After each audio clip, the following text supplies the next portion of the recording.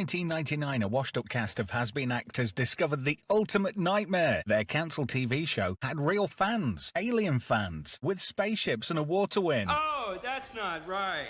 No.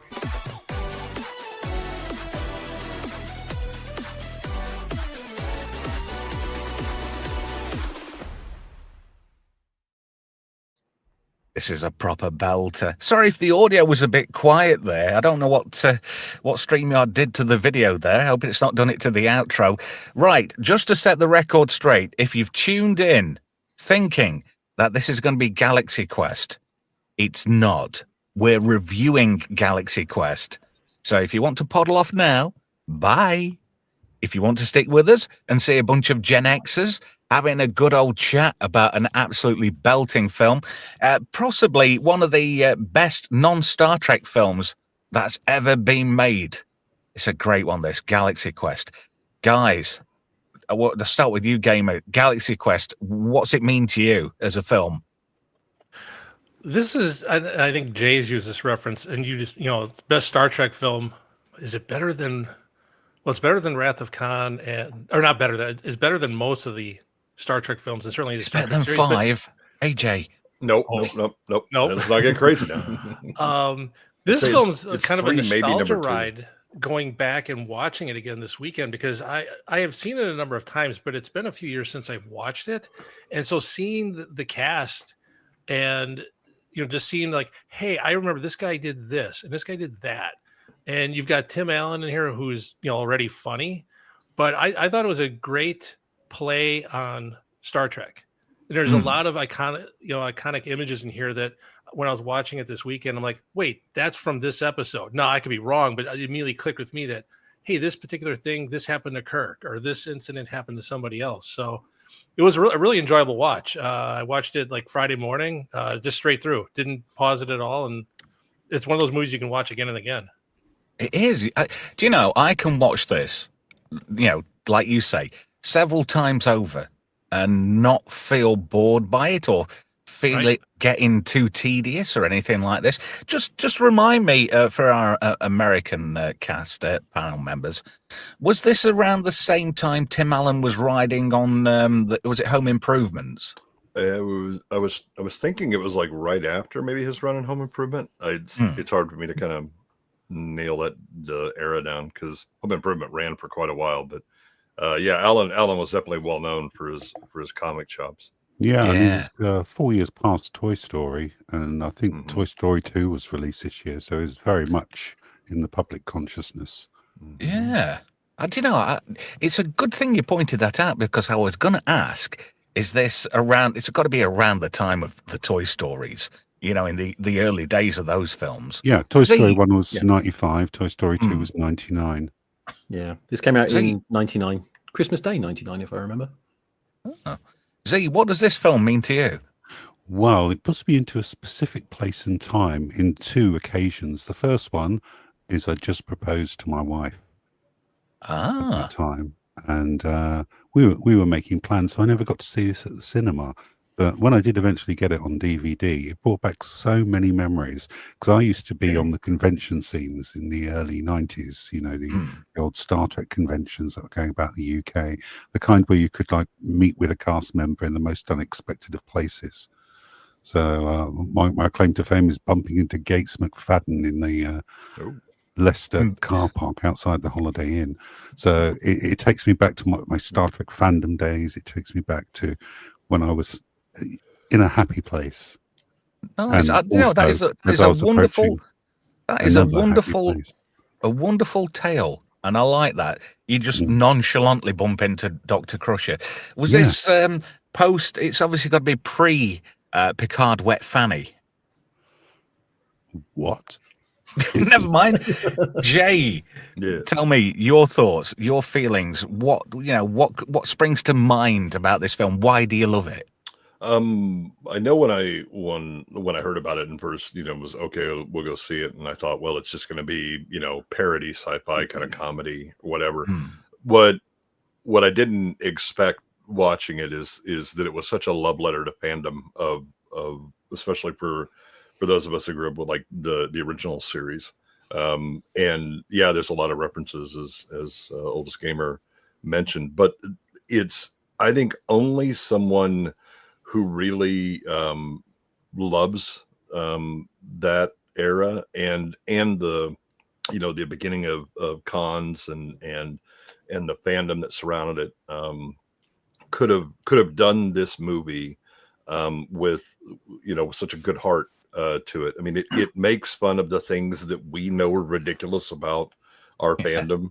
I think it also helps that we grew up in a time where you got picked on for being a nerd, and you just learned to go, yeah, there's some silly shit here, but I'm fine with it, right? And you had a realistic understanding of the things that you loved. Nowadays, we have people that just their identity is their fandom, and to criticize it is to basically be called a heretic.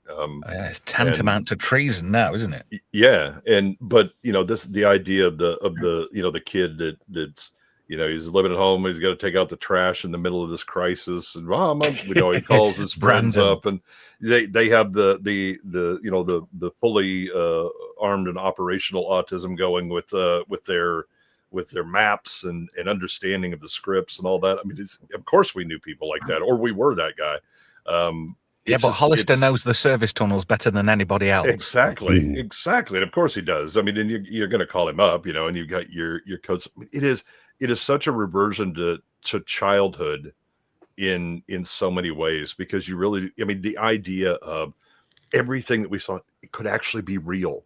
Right. And when he's like, no, I know it's not real. It's like, dude, it's real. I knew it. Right. That's all of us. We desperately wanted that to actually be true when we were kids.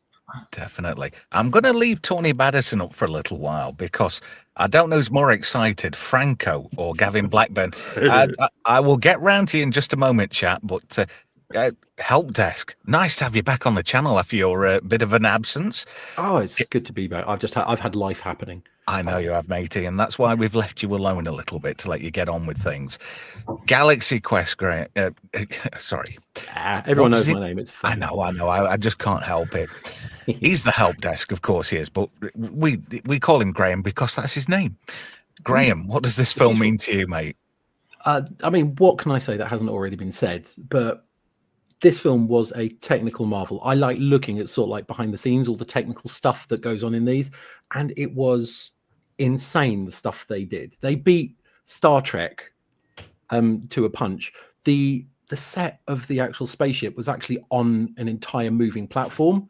So the bit where they're being attacked, the entire set is rocking back and forth rather than the actors moving, which sort of like that was immense. The first 20 minutes of the film were done in a different aspect ratio to after the spaceship lands on Thermia. So it gave that more grand, expanse look at the movie. It even had its own website. If you went on galaxyquest.com, it took you to a website of the television series. Yes. The fake television series rather than the movie. So you could see what the whole movie was based on. It was, at the time, I loved it, and it was sort of like it made it absolutely, it was perfect. I was a proper geek in school, and this made me happy because it made me feel seen. Did it give you that warm and fuzzy feeling? Oh, it really did. But just like a hurrah. Yeah, Help Desk, didn't that website also have like a thing you could sign up for to say renew Galaxy Quest? I'm pretty sure it did. Yeah, there was sort of like the petition. Yeah. Has anyone seen the mockumentary Galaxy Quest 20th Anniversary, The Journey Continues? Yes. I haven't. God, if you can get a copy, it actually presents the movie as a documentary of a real-life TV cult series. That is so good. It's so good. I like the sound of that. I'm going to have to go for a bit of a journey on the high seas. Before we go any further, last by no means least, Swappers. Yes, this movie, man. This movie is, even though it's derivative of Star Trek, it's one of a kind, isn't it? It's the best spoof out there. Yeah, and it's kind of, I guess you could say it's a spoof, but it's also an amazing sci-fi adventure movie in its own right. I mean, it's a parody of a parody in a way. Yeah, yeah, it is, and it uses that concept to brilliant effect to create a completely new adventure. in a new universe with new characters and a new ship, doing Star Trek in a different way before the Orville ever did it. And it was, and if you took out the comedy element, this would be a legitly, really genuinely good sci-fi show / movie, and it would have really worked, even with these characters, even with the comedic actors in it. It would have really worked. So, they really had an amazing thing on their hands, but they decided to play it in this way, which really worked anyway. I think it was a great concept. But this was going back to the 90s when we still had original ideas in movies and when we still had exciting IPs and new things in the cinema every week that we thought, wow, I didn't see that coming, you know? Whereas these days, all we get is bloody prequels and sequels and mid-calls and franchise spin-offs. Member berries. Yeah, that's all we get now because and Leslie Headland. Yeah, they will not take any risks whatsoever. You try and pitch this back that they had back then today, you'd never sell it, right? You'd never sell it. But this movie's just got that amazing 90s fuzziness about it for me, that kind of warm, nostalgic feeling I got from 90s stuff. It's just, when you watch it again, it's just so un-DEI. You know, there's politically incorrectness in it. There's stuff that you'd never get away with today. There's tropes and things like that were very indicative of the time of the previous decades that today would just get banned outright for being, you know, patriarchal or whatever. You know, you'd never be allowed. There's always a buzzword, isn't there, to try and shut you down? There is. But everything about this film, like the logos, it's because it was like 1999, wasn't it? So it's kind of made around the millennial time. And everything around that period had a very distinctive graphic look to it. All the advertising for stuff, video games had that look, TV shows had that look. You know, the internet generally had that look. Fashions had that look. It was kind of this kind of new neo kind of CGI kind of graphic design aesthetic, and this show kind of took that with it and used that as its styling, but on the uniforms as part of the ship, as the graphics, the marketing for it. And when you go back and you watch it again now, and it really feels like that period of the late 90s when when this film was released, just coming off the back of the next gen movies, I think. Yeah. So, it's just absolute perfection. Even with its imperfections, this film's amazing, and I laughed all the way through it. Loved every second of it, and just thought, what a brilliant spoof. And it was done with a massive homage and love for what it was spoofing. It definitely is. And I love the concept that Galaxy Quest in this universe is a sci-fi TV show that started in 1977 and ended in 1981. And then, these events are taking place at the 18th convention. So it's like 18 years after the show finished in 1981, you've got this convention here. And you've got, it's just, not only does it parody Star Trek so well, but it parodies the culture, but does it in such a loving and respectful way. Yeah. I mean, like, look at this image here on the screen. Look at those cosplayers. That guy in the blue shirt, he just looks so happy to be there. He does. The guy in the black and silver, second in from the right, looks like, ironically, an STD Klingon, but without the ridges on his head. Yeah. Yeah, we don't mention. If we say certain things like Leslie Headland, you've got to spit. Star Trek Discovery, spit. You know, I'm not even joking. This looks exactly like the room that I was in when I was in Edinburgh visiting George Takei. Wow. Oh my! This was it. It's just the exact same vibe. Did he offer a private signing? Oh my! Yes. Oh my. Come here. That always makes me laugh in Star Trek 4. He goes, San Francisco. I got bummed there. That's all that goes through my head for some reason. Oh dear. Yeah. Well, this is great. Sam Rockwell. This was like one of his first sort of like mainstream appearances in cinema. Yeah. And he parodies himself. Well, he parodies the wannabe. You know, that one person who had a taste of that sci-fi culture that he loves so much. He's a guy that's at every con. You know, he was a tertiary, actor that just showed up for an episode or two, maybe. Crew number 6. Exactly. Yeah. He was wearing a red shirt. He was wearing a red shirt. But because the fandom is so deep that people will recognize him, and so he can still show up and get some recognition. Absolutely. one of the actors that used to show up regularly for Star Trek cons in the UK, and I don't know if this is based on him at all, but the character's name in this is Guy Fleegman. But there's also an actor called Guy Vardaman who used to do background roles in Star Trek: The Next Generation, and he was widely recognised on the Trek circuit. And it wouldn't surprise me if it was. There's a load of sort of like little nods to all sorts of in jokes. I mean, it's like the bad guy called Saris. He's named after a movie critic called Andrew Saris, who just hated the director's previous work. So, you know, little things like that. Yeah, Dean Peridot. Yeah, he's a great director. You know, little in jokes like the Protector serial number is listed as NTE, which actually is short for not the Enterprise. Yeah, that's right. Yeah, I love that. I always remember that. That was so good. Well, that's why I mean it is clear that the people involved in writing this and then putting it together knew this scene so well. But I think David Howard and Robert Gordon. Yeah, you were talking about the '90s, and the '90s were really kind of a changing decade for media. That everything became a lot more cynical and sarcastic, and we got to have dark and grungy. Remember, this is the same year as The Matrix. Do you want to know an interesting fact about this film?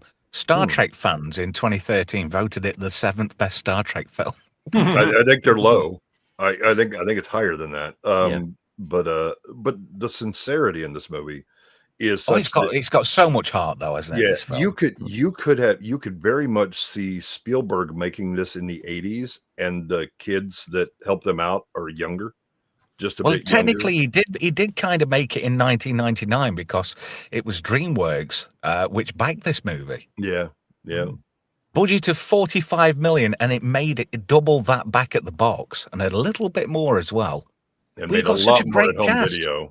Yeah, especially and DVD. I mean, you've got Tim Allen, Sigourney Weaver, Alan Rickman, Tony Shalhoub, who went on to bigger and better things.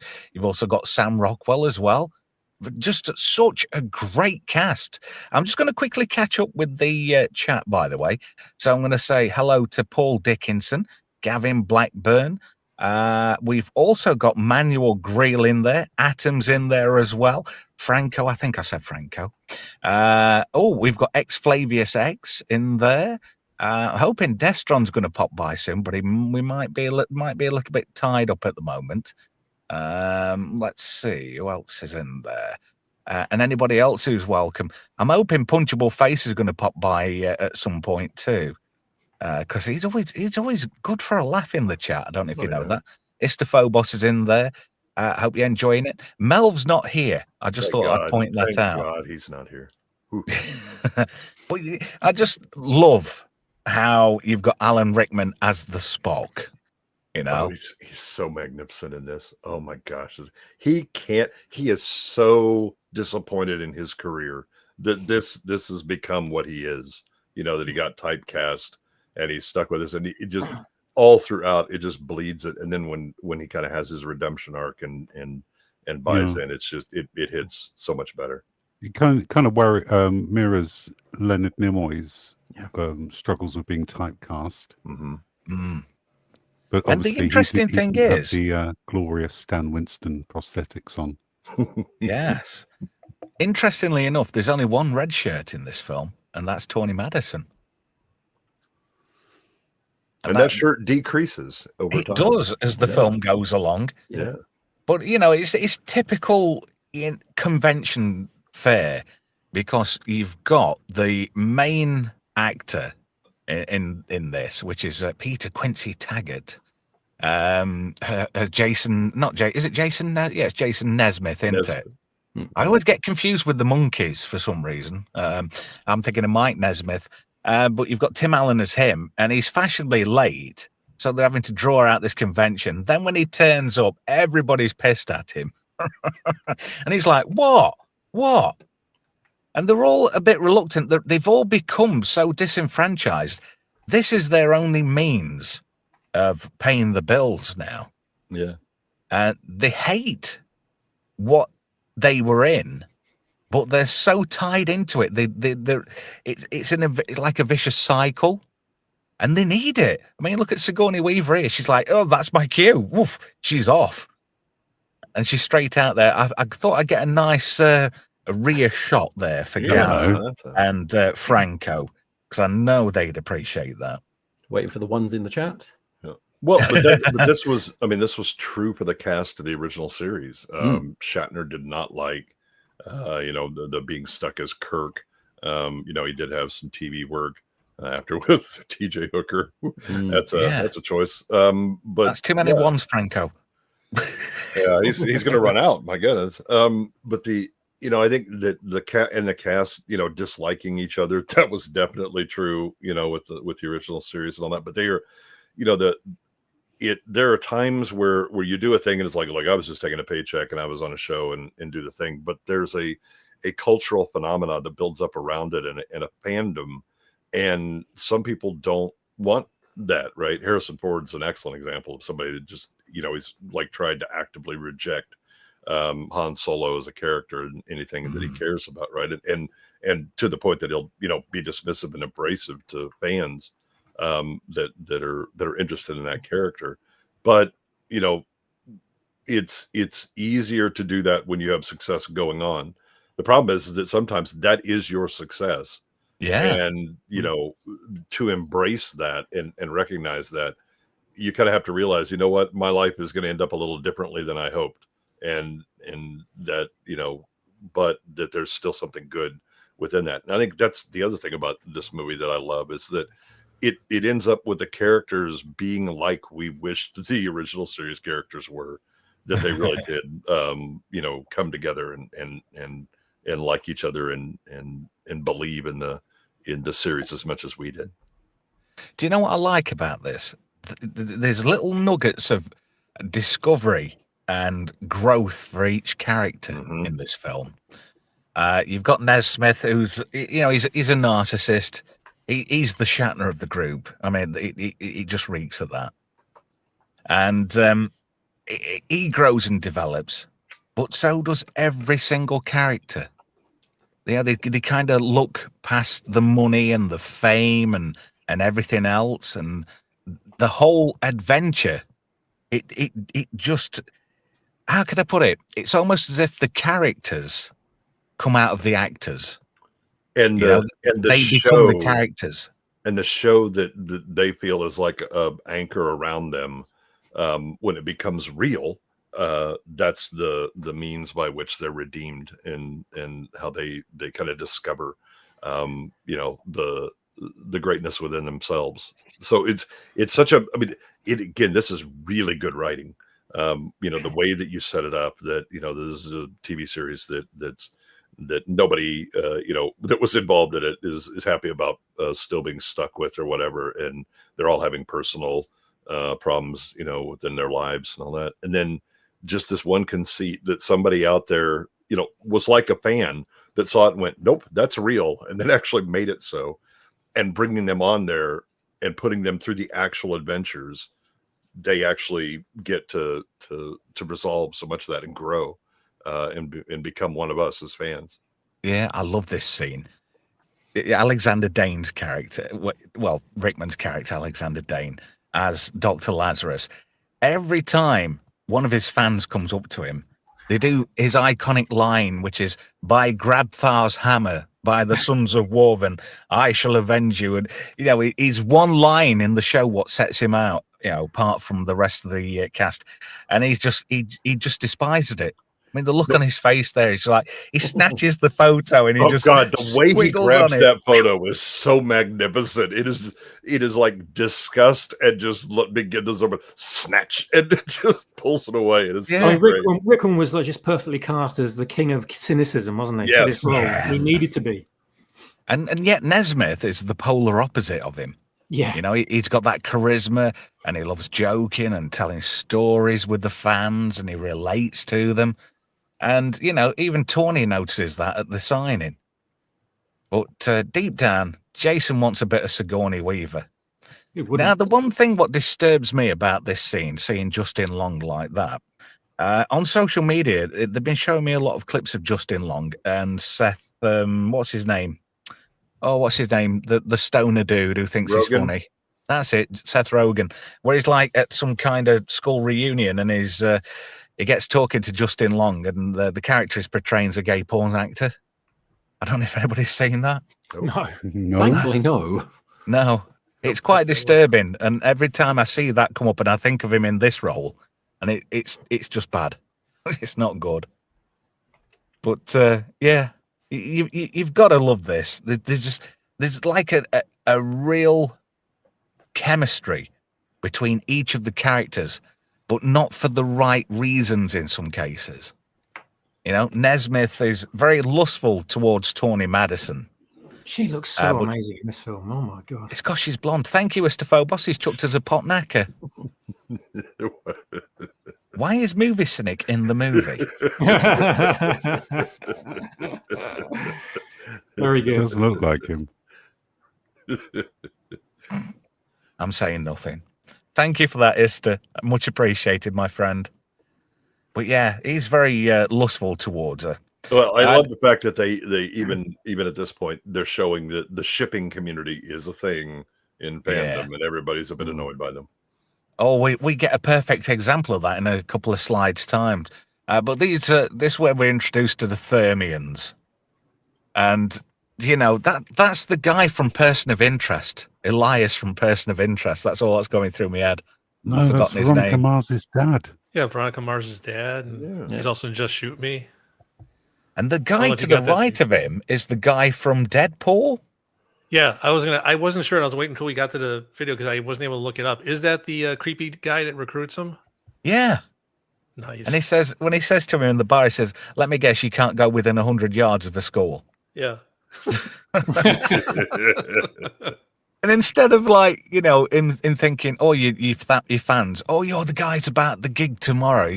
That's all he's doing is chasing that next bit of work. Rainn Wilson before he got bigger than what he is. Yep. With a Missy Pyle. She had a brief flirtation. She sort of got up there and then kind of disappeared, didn't she? Yeah, you're right. Yeah. I wonder if she didn't suck off. But there we go. There's this bit of chemistry. He knows she's a little bit moist for him, and he's trying to play on that. And then she rebuffs him, and they're all the like shippers. Yeah, they're all wet through. But you know, Nesmith could probably go to a motel and have a three-way with those two. I mean, they probably look better from behind than they do from the front. Turn the lights out. Everything's fine in the dark. Yeah, go for the black hole instead. Mm-hmm. And then he goes for a piss, and I love this because while these two guys come in and they're having a slash, they start ripping on everything about the convention and how there's like so many nerds and geeks about, and they start just dropping some home truths about Jason Nesmith and the relationship that he's got in reality with his other cast members, and it kind of hits him hard at this point, doesn't it? He's like, what? He just can't believe it. He thinks everybody loves him, and he's just, at this point, he's pretty much deluded. Yeah, this is, you know, the people outside the culture, you know, coming in and just observing the absurdity. And I think part of the, you know, it hits him, that, you know, just the character itself, but also as the audience, you see that and you're like, oh no, I you know, we don't want those people, you know, the ones that used to, you know, steal your lunch or give you a wedgie. You don't want them dealing with like your heroes from the TV show and saying the same things that they would have told you. But his demeanor after visiting the bathroom is totally different. He's just scribbling and chucking the signed autographs. All of his energy's gone. All of his enthusiasm for the show. It's took all his spark on a dime. Yeah. And then, like, you know, no actor's ever had this at a convention. You get some total dork, and they come up and ask a question like, on level 7B of the main landing deck, is there 9 bolts, or is there actually indeed 7? And Brandon comes and asks him some totally random shit about the show, and Nesmith loses his shit with Brandon. It's just a TV show, and he storms off. Nod to the Saturday Night Live. I was thinking that. Yes, it absolutely is. Yeah, that is exactly what went through my mind when the first time I saw this.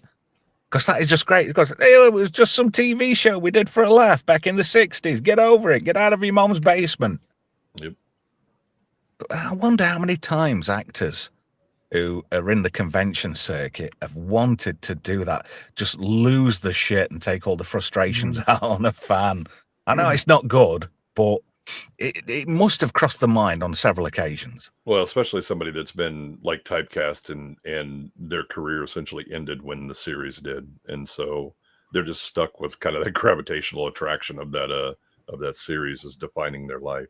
Yeah. Well, Z said he used to go to that. I'm wondering if has it changed over the years, where when you went to it in the past, were the actors paid, provided a fee, much like they are now, where you can go see, Mark Hamill and pay $400 for his signature, that sort of thing?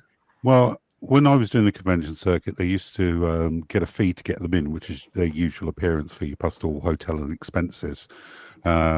And I believe they charge somewhere around 10 quid for an autograph. Well, that's better value than what you get now. You know, if they were just wandering around the hotel and you bumped into them in the lift or in the bar, they'd just sign something for free. It was a great time back then. Far less commercialized than it is now. Oh, yeah.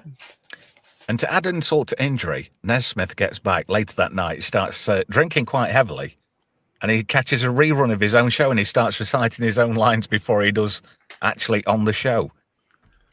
And I like that next morning. Yeah, when he wakes up on the floor, I was thinking about that.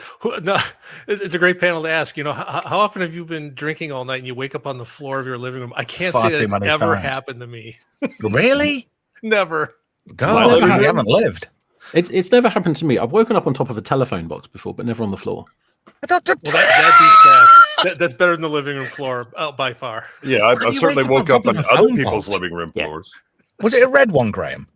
No, it was just a big phone box. It was about 5 a.m. Someone was hitting my foot with a broom. The day before I had involved absinthe, and I still have no idea how I got up there. But that might explain it was fine. things. I was fine. I'm still here, so it didn't go too badly for me. Do you know these Thermians are so naive? They're beyond childlike. Which kind of, do the fans come across like that to the actors sometimes? You've got these fully grown people, and they're just essentially just big kids. Yeah, I mean for it's kind of like the Street Fighter with Bison, but it was the most important day in your life. But me, it was Tuesday. The meaning that we get from stories or movies and live on, for a lot of those actors, it was just a paycheck and just go on to the next thing. And when you go up to them, you think that they have the same kind of investment that you do, but they don't. Yeah. And I don't think fans realize that it's just they're just people, they're just jobbing actors, and it's a gig to them. Yep. Which is just natural, really. I was going to say, it's not like that now. It was sort of like that during sort of like the 70s and the 80s. They go from thing to thing to thing. Whereas now actors seem to just take one role and make it their entire personality and get stuck in that, which I think that's true for some, and certainly for certain properties, like, you're stuck in Marvel. Okay, well, you're going to be this guy for 100 years. But there's still plenty of movies that are made now that will build up a cult following. And then people will lock on to that, even though the actor themselves has gone on to do something different. Henry Cavill probably embraces his roles. I think he embraces fans. Again, if you were to approach him about Warhammer, I think he can intelligently talk about Warhammer. Well, he's already a bit of a nerd and fan of things, and so he can understand how other people come at it. But again, if you're just an actor that I went to college and then took acting classes and did commercials and all that stuff, and then finally got some gigs on a TV show or something like that, you may be obsessed with like acting or cars or something like that. That's not the same as somebody that saw you in this one episode and that was the most important episode to them ever. And it's just a different level of investment. And a lot of time, one thing about actors that you'll find out, they're pretty shit at empathy. They're not really good at understanding other people. They're very good at obsessing about themselves. Well, yeah, they're the center of their own universes, and they have people circling around them. They get them to a point where they start believing their own bullshit. Yep. And I think that's a lot what's wrong with Hollywood these days. There's more people blowing smoke up people's arses than necessary. I love this scene here. He says, "Oh, this is great." He says, "Normally I just end up in a garage with plywood on the walls." Yeah. He thinks it's a set. He thinks it's a set like in somebody's garage or something like that, and it's not. It's for real. And then he says, "I've got to make this quick. I've got another gig in 15 minutes in Van Nuys." And he's going red particle cannons left, blue particle cannons right. Give them all the barrels. There you go. And then you've got this guy here, Teb, played by Jed Reese, and he's just like, "Oh, they're all shit in the pants." And then they just give him like a communicator, and then the penny drops. It's like, shit, this is for real. See, have you ever entered some strange black holes? Well, I don't know about that. I just thought I'd ask for a friend. They tend to be quite damp, to spit on that thing. Did you look like that afterwards? I did. Were you soggy? Well, they did. Too much spit, Z. Too much spit. Oh dear. What happens on Tatooine in Mos Eisley stays in Mos Eisley, eh? And I love this. Next day, they just like opening Radio Shacks and shit on the weekends. And I just love this. Rickman's best line in this entire movie. They do like good. She nudges him and goes, "What a savings!" What a savings! that W is he is dragging it out. Yeah. Although Sigourney Weaver does look quite tasty in that scene, I've got to admit. Extremely tasty. Yeah. Some shots in this film are quite flattering for her. Some are a bit borderline. Also helps that they gave her fake boobs. And a wig. Well, there is that. God, that lad is tall. Justin Long's quite tall. Well, that kid next to him, fucking hell. He's been stretched. Hey. Yeah, that kid's CG. Jesus. I mean, I'm the tallest member of my family, and I'm only 5'9". Oh, you wouldn't do well in my family. Oh, are you all big uns? I'm 6'5". Bloody hell. I like it how even the shunned fans get their own redemption arc in this as well. Yeah, they do, don't they? Your cast members. What's the chances of somebody getting a real communicator, bumping into a fan, and accidentally exchanging it for a plastic toy? Yeah. And then he's like, "Oh, he bounced me off once. He's done it again. What a prig." This one for an entirely different reason. Yeah. Oh dear. And then he goes to this is great. He's like, "I've really been in space." Oh God, he's really lost the plot. They think he's gone like nuts. And or it's clearly on a bender, and we need to dry him out. It's like we've all got them, and they all flick them out at the same time. Yeah, that was well choreographed, I'm afraid. Mm-hmm. And then they show up. And have you noticed how Tony Shalhoub's character, Fred Kwan's not even my real name.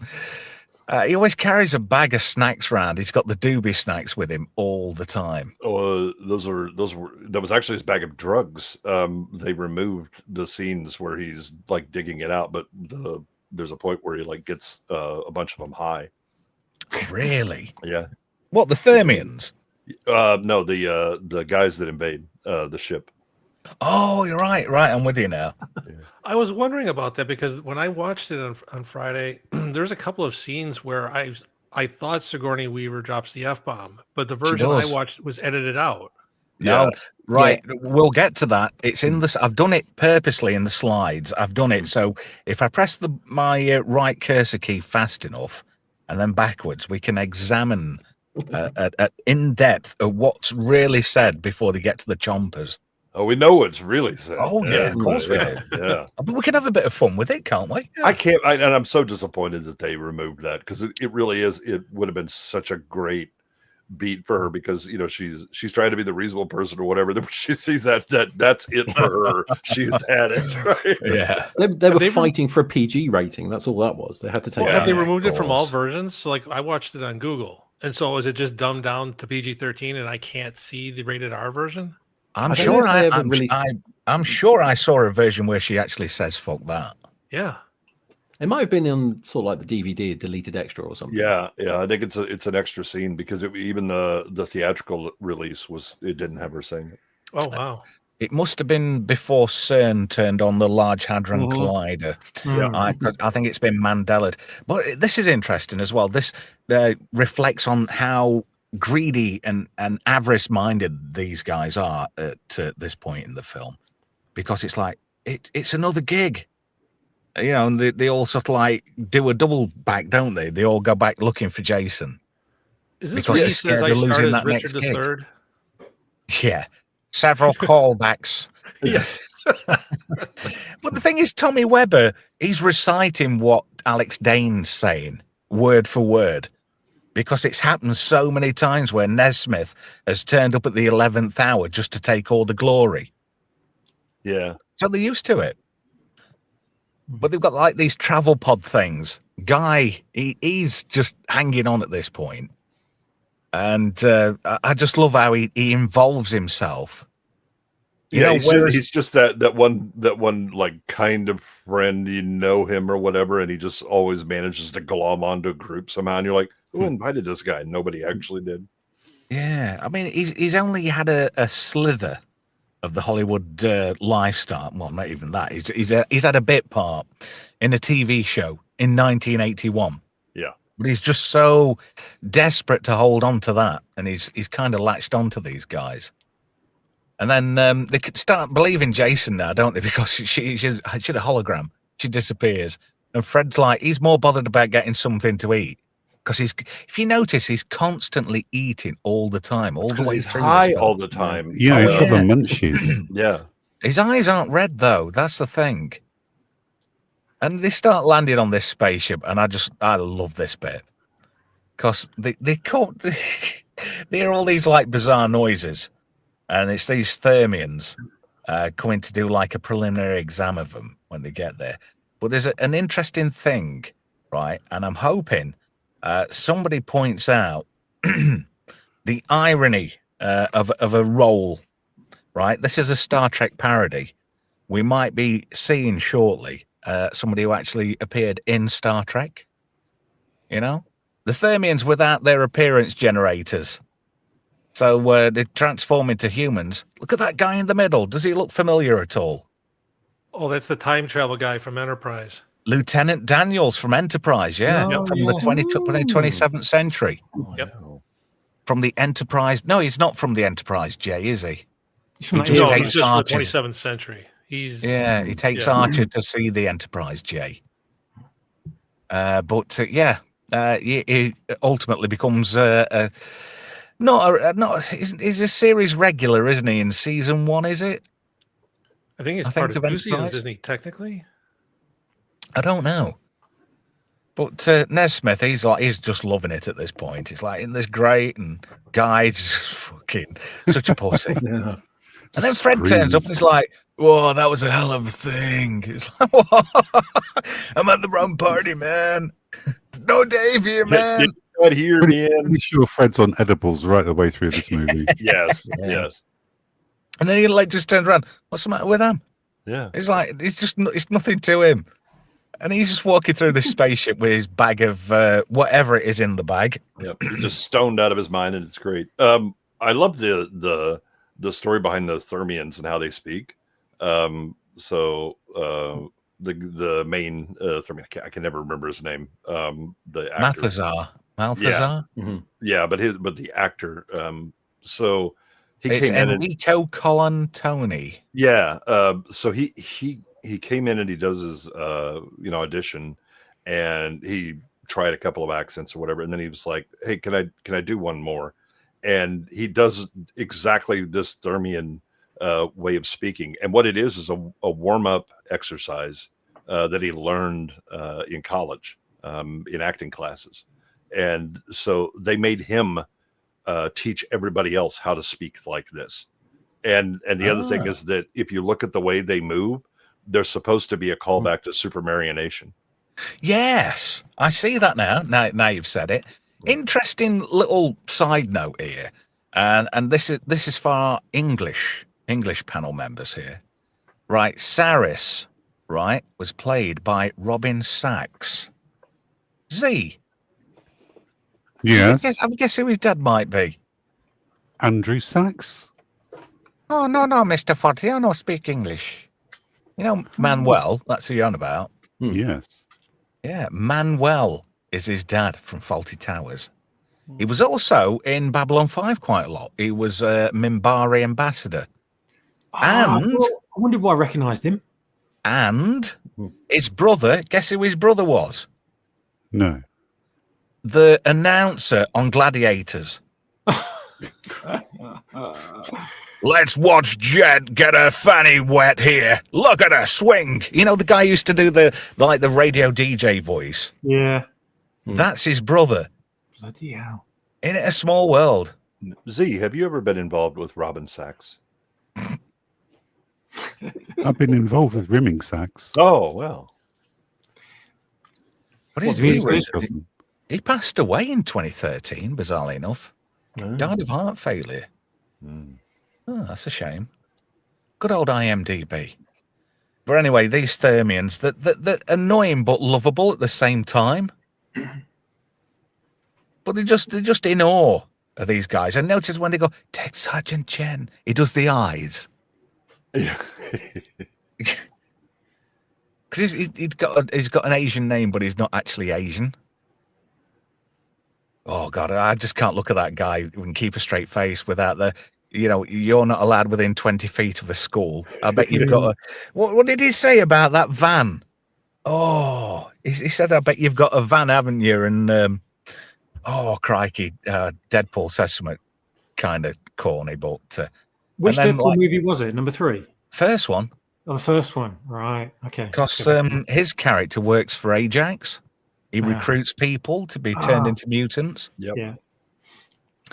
But I like Guy, and he goes, "Guy," and the Vermians go, "Guy." They have no clue who he is. But I like this. When Nesmith's like, "Come and look at this, you need to come and see this." And look on his face, and the Protector, it's real. The Thermians, while they're not very, how can I put it? While they're naive, they're like the greatest scientists and builders in the universe. And they can build anything and make anything. Yeah, they got the historical documents that were transferred to them, and they look at it and go, "Oh, that's what we need to build." They're like, they have all the technical ability, but they don't understand the idea of entertainment or things like that. And so that's real.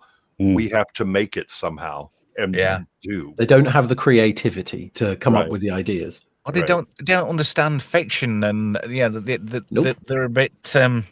How can I put it? They were a bit too literal in how they experience their world. Yeah. Well, look at that. You can knowing the film and watching it, you could see like the battle bridge bit what they nicked from Next Gen. Mm-hmm. It not the Enterprise. Stands out. No, I know it's not the Enterprise. But knowing what we know now, and have you noticed those two bits at the top look like nacelles on the bit what detaches? They do. Yeah. Funny that there's a bit of a nod there, and then you've got the saucer on the front of the ship. Mm-hmm. Yep. Now, if that's not a big nod, I do love the fact that it also looks like a cruise ship. Those top bits or whatever just looks like, okay, let's just take a Princess Cruise liner and stick that in there. It's the Love Boat. Mm-hmm. I love this. Just the reactions of the guys. And this is a nice little nod here. Budding romance, because Lilani, she's a bit wet through with Tech Sergeant Chen. And then I love this bit where Sam Rockwell's character Guy's like he's just loving it. And Rickman just goes, "What?" Because I'm just jazzed about being on the show, man.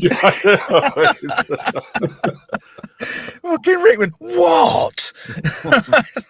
But have you noticed Mathazar checking out Sigourney Weaver's arse there? Well, rightly so.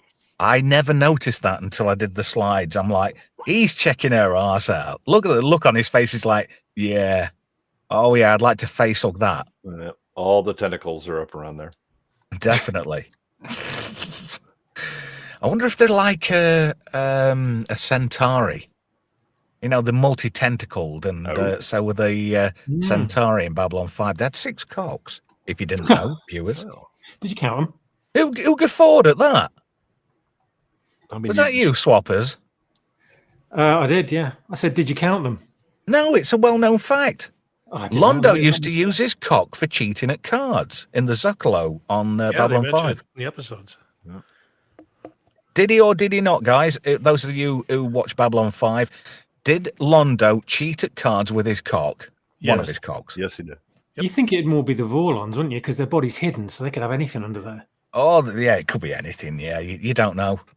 Yeah, I mean, they'd have to slip it out of the encounter suit somehow. Yeah. It could be Lord Lucan in there for all we know. Yeah. You know, we're kind of a Centauri right now because there's 6 cocks on this stream. He's here all week, folks. Emperor J. Goodwin. And I love this when Tommy sits down and goes, look, there's Thingy, and there's Thingy, and there's the other Thingy. He got it all mapped out in his head. But Nesmith, he's just loving it. And the Thermians, they I suppose in a way, just going back to that, the Thermians could be a metaphor for the fans. Oh, yeah. You know? Super fans, yeah. They make it real. You know, some of them are childlike and are quite literal, you know? Hello to Jacob Ironside, who's joined us in the chat as well. Yakub. I love that. Start engines, and I love how the button turns into turbo boost later. That's a nod to something else as well. Oh, that's very 80s. Isn't it? I love these controls, these chromium controls. They're amazing. Yeah. Well, and I love that Tommy says, you know, that I kind of figured out in my head how these things actually worked. And so, and again, the Thermians saw him using them and then the reactions on the ship. So that's how they made the controls work. Although he's not very good at driving the fucking thing because Well, as he it's been a takes it out while. of space dock, and I love this, both sides of this spaceport thing, they're just absolutely lined to the hilt with all the Thermians. Yeah. Well, what are left of the Thermians? There'll be even less of them later as we get to find out. Yeah. But Jason's like, you know, what are you doing? And he's like, I've got it. And I like, just before he starts the engines up, Harry, he says to Guy, no pressure, eh? But now he scrapes the ship at the side of the spaceport. Nails on a chalkboard sound as they go by. But Nesmith's face says it all. It's like, fucking hell, does he know what he's doing or what? But what you see there, viewers, is what's left of that's what's left of the planet Thermia. Yep. So everybody that's in that spaceport, right? That's what's left of the population of that planet. Yep. Saris has done that much damage to it. So there's a contingent of Thermians obviously on board that ship, and that becomes relevant a little bit later on. Although I will say it's not called Thermia. It's actually called the planet Klaatu. Yes. Yes, I remember now. Named after The Klaatu Day the Earth Baradu Stood Nikto from The Day the Earth Stood Still. Yeah. Great movie. And Evil Dead. Yeah, well, Yep. he got Klaatu, yeah. It was that And last Return one. of the Jedi. Necktie. It's Yeah. necktie. And one of Jabba's skiff guards as well. Well, yeah. A very popular name. And I love this. It's like, oh, you enjoying your steak? Yeah, it's like some Iowa corn-fed beef. And he says, are you enjoying your grappler ticks, Dr. Lazarus? And he's like, what the fuck is that? No. And then it jumps off and drops back down in the bowl, and he goes, yes, just like Mother used to make. But he says it's so fucking dry, it's unreal. Exactly. Any drier, it'd be Nevada. Oh, God. And then, start going on about the historic. Oh, is this the bit where it says about historical documents? Oh, no, Omega 13. It says, well, we found it on a planet. Oh, we don't know what it does either. And it's like, them sea lion noises. And there we go. You finally get a bit of truth. They've been a bit duplicitous, haven't they, up to this point? Because they haven't actually told him the truth about Saris, and now he's systematically been killing the Thermians. Am I right in remembering that that's played by Robert Sachs? Is it Robert Sachs or Robert Stack? Sorry. We had this guy. Are you stoned? I might be. We've had this conversation. Yeah, we had a long conversation about Sachs. Yeah. Maybe it's not Sachs. Maybe it's different name. Yeah, Robin Sachs. No, the guy who plays Saris. Yeah, Robin Sachs. Robin Sachs. The guy who was in Babylon 5, his brother was the voiceover on the Gladiators. His dad was Manuel, for fuck's sake. Yeah. No, has been involved with Robin Sachs. You're not talking about the same character. I'm talking about the green guy. Yeah. Yes. Saris. Oh, for fuck's sake. Let me guess, Swappers, your last name's not even Quan, is it? I think he's got Quan's bag. Oh, dear. Have you got a brown paper bag, Swaps? This is the guy, I swear this is the guy who used to present a late night movie TV show on ITV. Oh, you're fucking killing me! What is happening? I want to activate the Omega 13 and we go back in time. Omega 13. You stop it, you're fucking with me. You got to be, aren't you? I'm going to look this up now. You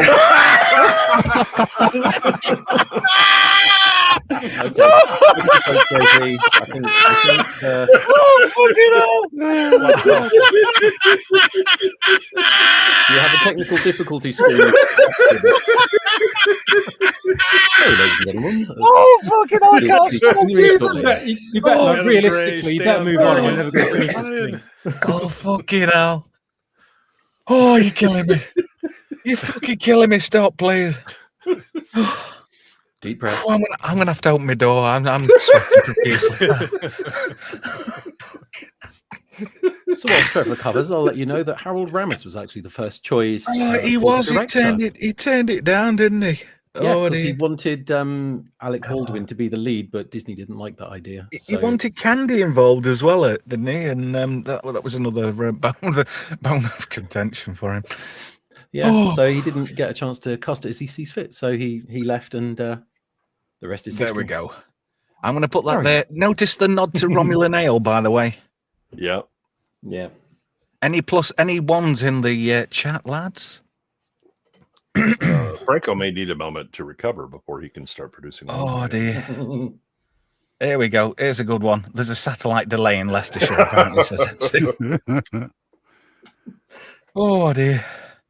So we could have experienced this conversation once or 100 times. Yeah. Oh, dear. I'm getting that episode of Next Gen now. There is the theory of the Mobius, a twist in the fabric of space where time becomes a loop. All hands abandon ship. All hands abandon ship. And the we have a warp core breach. Orbital made a complete song out of that, by the way, called "Where Time Becomes a Loop." Oh, yeah. There we go. Plenty of plus ones there. Oh dear. Manuel Grill says, "Have you tried turning swappers on and off again?" Yeah, help desk. Can you reinstall Windows on swappers? See if that fixes it. Oh dear. That is the best laugh I've had all week. There's too much data being stolen off of Windows, so Swappers is actually on Linux at the moment. Oh, that would explain the audio delays. Is he on Mint? With Cinnamon, yes. There we go. That is. Look at the look on Sam Rockwell's face there. That is like, oh shit, and Tommy's like, oh shit, and then they get wind of what Saris is really like, and they all kind of do one. And Sigourney Weaver looking ravishing there. I like the way she looks. That look of fear on her face makes her look slightly hotter. Mm. I like that. So they're all making a run for it. They all want to go back to the pods. He's like, I was crewing number 6. I'm going to be the first one dead. And he's shitting his pants. Something rotten. I'm just crewman 6. I'm expendable. Yeah. See, he understands. He understands the rules. These are. If you're a Trek fan, you knew exactly what he was talking about. He's like, I'm a red shirt. This is what's going to happen. There we go. There's a reaction to Sigourney. Not that I'm complaining, says Argentum 201. Yeah. Oh, Gavin, no, don't. Is that Robert Sachs? No. Robin, for fuck's sake. Oh, dear. So, like, Mathazar says, "Oh, it's a bit too late. You can't go back. We can't send the pods off because he's here." Sigourney Weaver's face again, like, "Fuck." Did we hear a queef? No, I think everything was so tight. Only dogs would hear anything that came up. Yeah. How you doing, Cyrus? Better than my lieutenant. Is that Robert Stack? It could. Is that Saks Fifth Avenue? Is that where they're at? It's now? Robert Stacks from Transformers the movie in Airplane. Look. Airplane. Yeah. Didn't he have a famous dad? Who? Robert Sachs. Anyway, sorry. Who's Robert Sachs in back. this? I don't know. Call back. Never mind. Carry on. Go on. No, call back. You can have a call back if you want. No, I'm fine. Carry Call on. and collect. And this is one of the funny bits of the of this part of the film. He like says cut the signal off so we could talk, and she like gestures back, and she's like, Jason, he's like revealing the plans, and he's like, You're what? still on. You're still on. Oh wait, was that the Windows Pipes screensaver back there? Yeah. Let me go back one for you. Oh no, I guess it's No, it kind of looks like it though. though. Yeah. It does, yeah, you're right. I agree with you there. And he's like, I gave you the kill gesture like I know where the fucking switch is. Yeah. Seriously? And then he's like, red thingy, heading towards the green thingy. I think we're the green thingy. Oh, fucking hell. Oh, dear. He wants it so bad, does Guy, but he's not with the program, is he? What I like this. This is like so Star Trek, you know? I'm pretty sure this was all done with miniatures as well. I don't know. I think this is CGI. I think it was a mix. I think they used miniatures for some shots. Because I know there was definitely detailed miniatures that were made for it. Yeah. Here we go. Istophobos says Robin Sachs played Ethan Rayne from Buffy. Yeah, that's true. He also voiced Zaid Masani from Mass Effect, Sergeant Sam Roderick from SpongeBob SquarePants, and Admiral Saul Karath from Star Wars. KOTOR. Knights of the Old Republic. There we go. And he was an on-off regular in Babylon 5 as well. He knew where the hot tub factory was. And if you know what I mean, we can be friends. And that ship looks like a callback to Star Trek. It does. It does. Yeah. And the there's original Doomsday Machine too, not the remade version.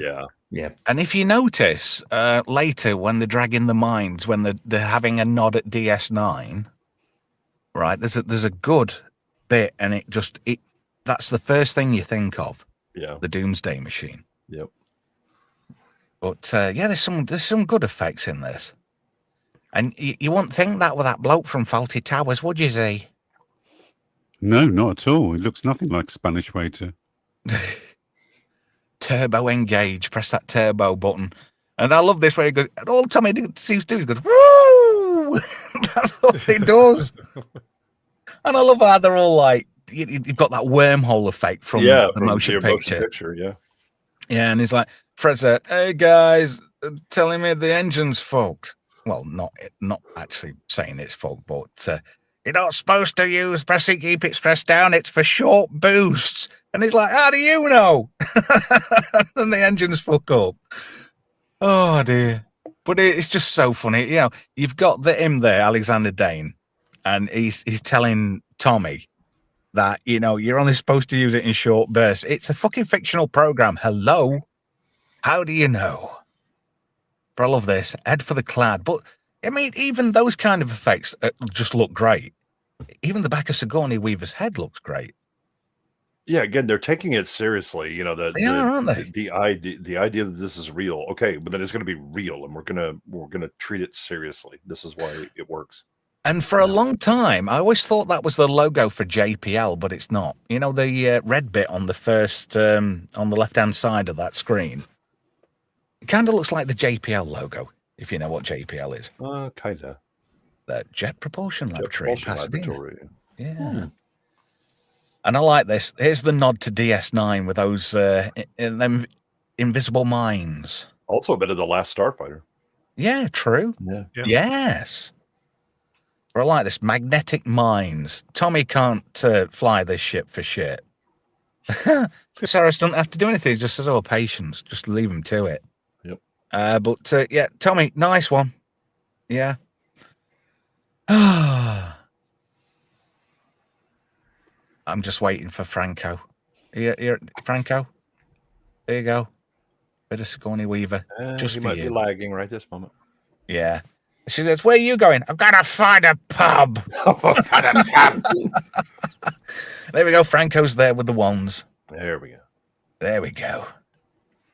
I don't like this. I mean, that is a good. I mean, the ship itself looks impractical. You could tell they're a nod to a nacelle and also an impulse engine. Yeah. Yep. But I like that. It's such a great nod to Star Trek. And I like this. All the characters try and interact with the ship's computer.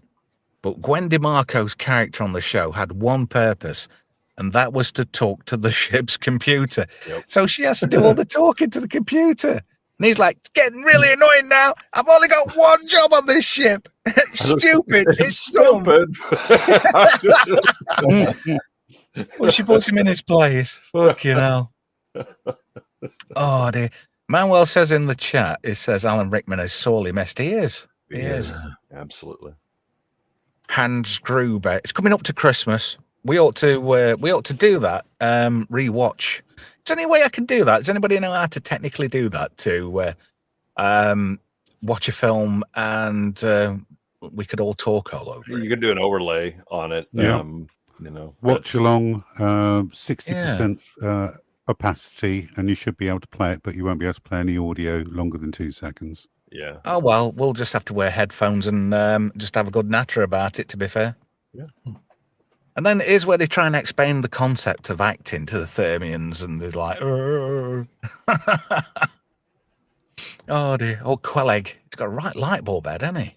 I never noticed that before. Quelleg, isn't it? Patrick Breen.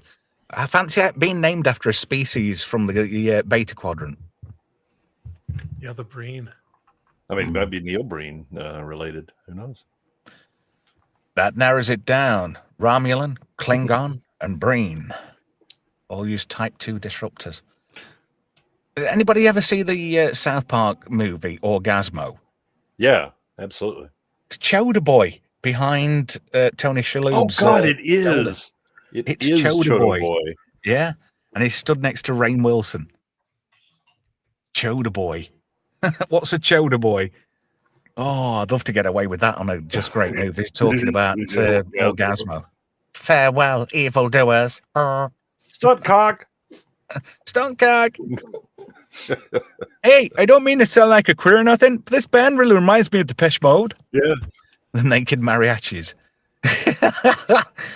If you know, you know.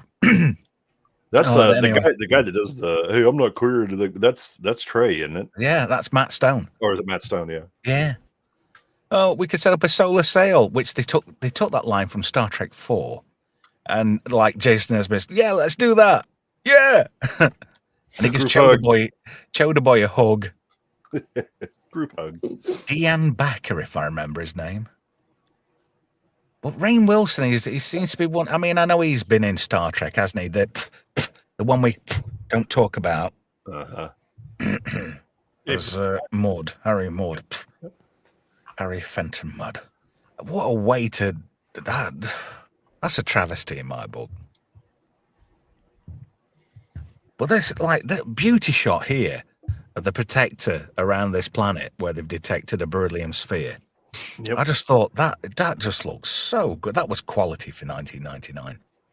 I mean, it still is. It's a beautiful shot. And again, it's like the if you look at the the shots from like the TV series of Galaxy Quest, it's like a basketball hanging on a string or something. And so, again, it's the if you could make your favorite thing now with all of the effects, this is what it would look like. Yeah. And I like this. Quellic approaches Dr. Lazarus and says, "Oh, I've made your whole ethos my way of life. By Grabthar's..." I'm serious. Don't do that. Fucking shuts him down. And he's like, okay. Oh dear. But this is just like atypical Star Trek. You know? Yeah, you got to have an away mission. And then, you know, in the old days, they used to do it in the shuttle. Yep. And at this point, there's no mention of transporters or anything. Oh, which when is I used- actually, I was going to say that's actually an inverse on what happened in Star Trek, because originally they had transporters because having a shuttle land on a planet was too expensive. So they just found a cheap way to get people to appear on a planet. Yep. Yeah, they didn't want it landing every week because, it would become too expensive. Now, anybody who's lived in Canada or North America will notice that Fred's eating one of those Kraft cheesy dipper things. Oh, God, can you remember the ones you used to be able to get with the little red thing you use as a scraper? Yeah, yeah. Oh, I used to love those. Thing. And it'd have the cheese whiz stuff inside it. Oh, the Dairy Dunkers. No. You've not tasted anything like that. Fair enough, Dairy Dunkers is loosely based on these, but these were around when I was a kid, and I lived in Canada, and oh man, No, you're not beating ham and cheese Lunchables. I'm sorry, Trev. no, they piss all over Lunchables. I will tell you now.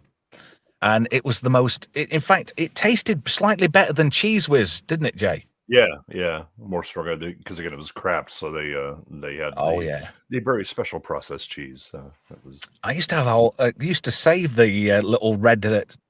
It's hard to describe. It's like a long little Lego thing, but with no knobbles on, and you used it as a scraper to get the cheese out. Yep. But it was awesome. Because I don't know if it's still the same, but Cheese Whiz used to have kind of a twang at the end of it. Mm-hmm. I don't know if it's still like that now. I don't know. I haven't had any in a long time. No, I haven't. It's got to be at least 40 years. Yeah, since I've had Cheese Whiz. Oh, Guy. Oh, I'm expendable. I'm going to be the first to die. Gives it one of those again. I love this. It's just such a throwback to Star Trek and other 70s sci-fi series where they used to film in a quarry. Yeah. 25 miles away from from the studio in California, because that was the legal limit they could put them at before they had to pay them extra for travel. Yeah. This area kind of feels like the scene where Kirk is fighting the Gorn. Yeah, what's that rock called? Because they went to it, didn't they, in Big Bang Theory? Yeah, it's got a name, hasn't it? Yeah, it's in about everything. Oh God, that was just on the cusp, wasn't it, of the traveling boat? It's 25 miles away from the studio. Yeah, so the Vasquez Rocks. Designated limit. That's it. Yeah, Vasquez Rock. Yeah, good call. Hello to Ref in the chat. Nice to see you in there. But I mean, even that they've used the same font that they used on the Federation ships that they've used on the bottom of that shuttlecraft. Yeah, for the numbering. Yeah, I like that. Yeah, even on the main ship, the numbering has got the second outline, which is noticeable on motion picture ships. Yeah, and I love this. Don't do that. There's no air there. You don't know. Just breathes. It's okay. Yeah, he just sucks it in. Oh dear. And I like this. Rickman, he plays this so well. He's like, this way. No, hang on a minute. I've got it upside down. This way. And the rest of them go, we thought you were smart. You know, despite the British accent, we actually thought you were intelligent. Now, if this ain't a nod back to the original series with the matte paintings, then I don't know what is. Yeah, absolutely. You know, like the season 1 early stuff. Yeah. Look at that. That is so good. I'll tell you something. I'd have liked to seen the crew of the Liberated running around a quarry like that, Z, instead of a wet one in Berkshire. Definitely. Was it Berkshire? You're down south, aren't you? I don't know. It's very grey, though. I thought they were always in Wales for those kind of exterior scenes. And it was always the same quarry as well. Blake 7, Doctor Who. Mm-hmm. Every time. Yeah. So that's great. And I love this. These little bastard aliens. So cute. Yeah. Oh, look, and that one's Tony's like, hurt. oh, aren't they so cute? And Guy's like, don't be fucking fooled. They're going to turn big and nasty and ugly. So she's watching them. And then Fred goes, could that be one of the miners? What is it? Which one says it? And he says, miners, not miners. Yes. Rickman says it's a Fred, doesn't he? Yeah. Yeah. It's just another example of just great dialogue. How things can be taken literally, but with Fred being a stoner, he just fucking doesn't get it.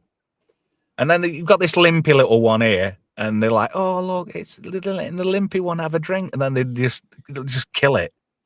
And then Tony's like, "Oh."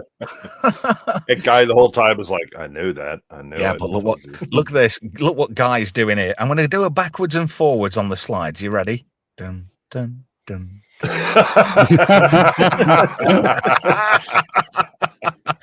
She fucking knows she's got tit dar. Well, I like that. Look at that. You can make a gif out of that. There we go. Does anybody want to do that? Here we go. I could do this all night. Dun, dun, dun, dun, dun, dun, dun, dun, dun, dun, dun, dun, dun. Sorry. And he says, oh, we'll go for this. And Tommy says, we'll make a signal. Car. And he goes, what are you, an infant? He says, we've got fucking communicators, you dope. Yeah, all right. And then he's like proper taking the piss out of Shatner here. Yeah. Because he's like, are those roles helping? He says, yeah, actually. He says, oh, shit, I've lost my gun. He actually says shit, and they get away with that one. Yeah. And that is the rudest word, apart from screw that, which wasn't screw that. It was done in, it was ADR'd in later. Yep. Tommy, he's watching him. Then all of a sudden, caw. He's running down the side of like a slope and he's making that stupid fucking noise. Look at that. Fred's not gone anywhere with that. He has not left that bag at all. No. Even Nesmith's like, what the fuck's he got in that bag? Oh, don't look back. So what does Tony do? And there's a shitload of those little There's bastards running thousands after of him. them. Run, they're Yeah. coming. They're everywhere. Run. And then Rickman tries to be altruistic and say, save yourself. And Nesmith just like lays him out a little bit, doesn't he? So he can get him on board that shuttle, and they take off with the beryllium sphere. And then these little fuckers, I love it where the shuttle takes off and there's like 2 or 3 of them. They just drop to the deaths. Yeah. It's like they deserve it. Oh, yes, it's all about you, isn't it? You have to make it about you. Oh, dear. I know Rickman was straight, but he's just at times deliciously camp, but in the right way. Yes. And then these little fuckers, it looks like a kid. What should we do with it? Let's hit it with a rock and eat it. Just, he's out. Sparko. Oh, dear. But this, one of the like funniest bits of the film's coming up soon, and it involves this thing here. You could tell that's a midget. In fact, I think looking at the legs, is that Bridget the midget? What's in that? No, her thighs are closer together. Yeah, you're right. Unless I know, it's one of the former cast members of Silent Running. Mm. Remember those robots? It could be Warwick Davis playing both legs. Oh, that's mean. That's just so mean. Do you know, I never liked Silent Running. I appreciate it a bit more now. But no, I didn't particularly. Never been a big fan of Bruce Dern. But did you ever notice? You know the ships, don't you? They're with all the like forests and stuff inside them. Yeah, the did one you ever notice that? That's it. Yeah. Thank you. Stealing me. It's all about you, isn't it, Jay? Scene stealing. Yes. You fin-headed monstrosity. Oh. Greg Knack. I'm sure that was a callback to something else, and I couldn't place it. Greg Knack, anybody? No, it doesn't really. No. And I love this. They're just watching him on the monitor in the digital conveyor. I like that. We can't use transporter. We'll come up with something. What do you reckon? Digital conveyor. Yeah. That sounds about right. Sure. So they're watching him, and it's and Teb's like, it's more art than science, which ain't good. No. When you're relying on a device, what's going to disintegrate you and transport you and reintegrate you. And he you've said never we've- used it before. Yeah. It's not based for anything except for human life forms. We based it on your hand movements, Tech Sergeant Chen. And Fred, he doesn't handle pressure very well. I wonder why. Well, Anybody there's a think, reason he's stoned through most of this movie. why are his eyes not red? Hey, You maybe know? on lewds. Who knows? Yeah. I don't know. Build Don't up a know. What- tolerance. I'd like to be a functioning stoner, but not have the red eyes. Visine And I love gets the this. red out. A nod to everybody on VHS. Yes. Tracking. I miss Absolutely. those days. Remember that when you used to get them words pop up? Tracking. Yep. Especially that dodgy video you found under your dad's bed. Uh-huh. Moving swiftly on. And I love it. They bring this thing up, the pig lizard. I like how they just call it the pig lizard. And then this is a nod to David Cronenberg's Fly. I thought it was more of a nod to Star Trek 1. Yeah, the motion picture. Well, Motion there is picture. that, yeah. But What if you we got think about didn't it, live long. when Seth Brundle teleported that baboon the first time, Yep. when it inside out. reintegrated, it was inside out. Yeah, it didn't explode though, did it? No, neither did they in Star Trek the Motion Picture. Well, it may have. We don't know. All we heard was what we got didn't last long. Yeah, fortunately. You never know. That it's funny you all mentioned the transporter accident. There might be a clip of that later. You never know. So he's like, "Oh, it's inside out. I heard that," and then, poof, and then it exploded. He talks a bit like Homer Simpson, doesn't he, Teb? What the hell? Hang on a minute. Swappers has redeemed himself. He's got Robert Stack and Robin Sachs as an avatar now. Corporate No, is easy to tell the Sachs. difference between these two.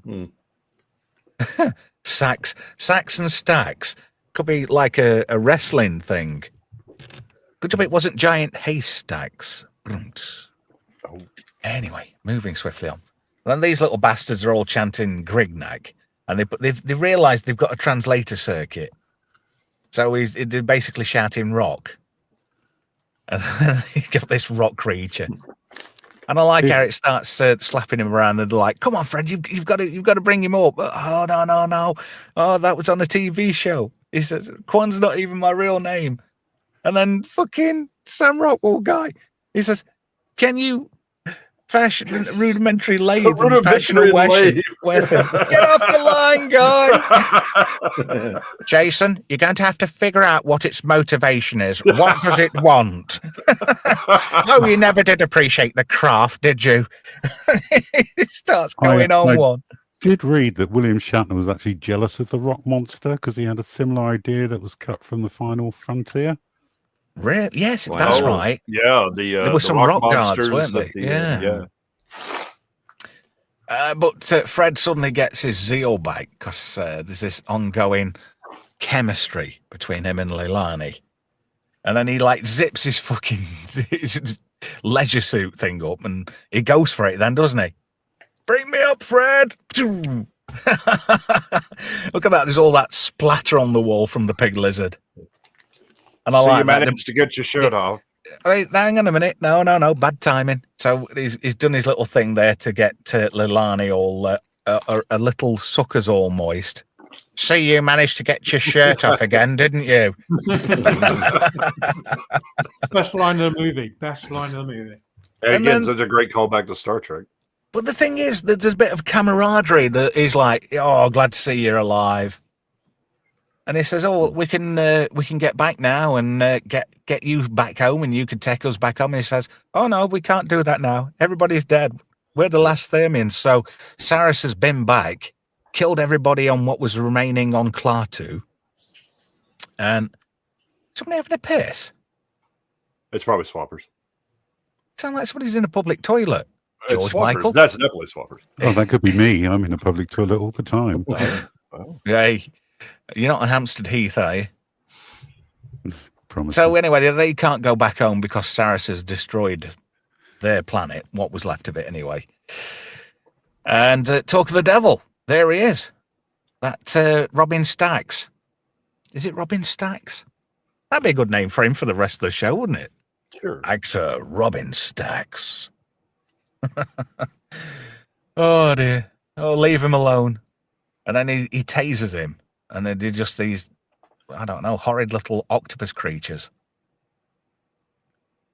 And yet again, this is another thing, isn't it? That even though they're actors, this is like their call to arms to be heroes. Yep. Instead of being actors, they've got to become sort of like the characters they portrayed on the show. Yeah, they're seeing real life consequences to their actions, and so they're going to have to step up and actually deal with that seriously and as people, not just characters.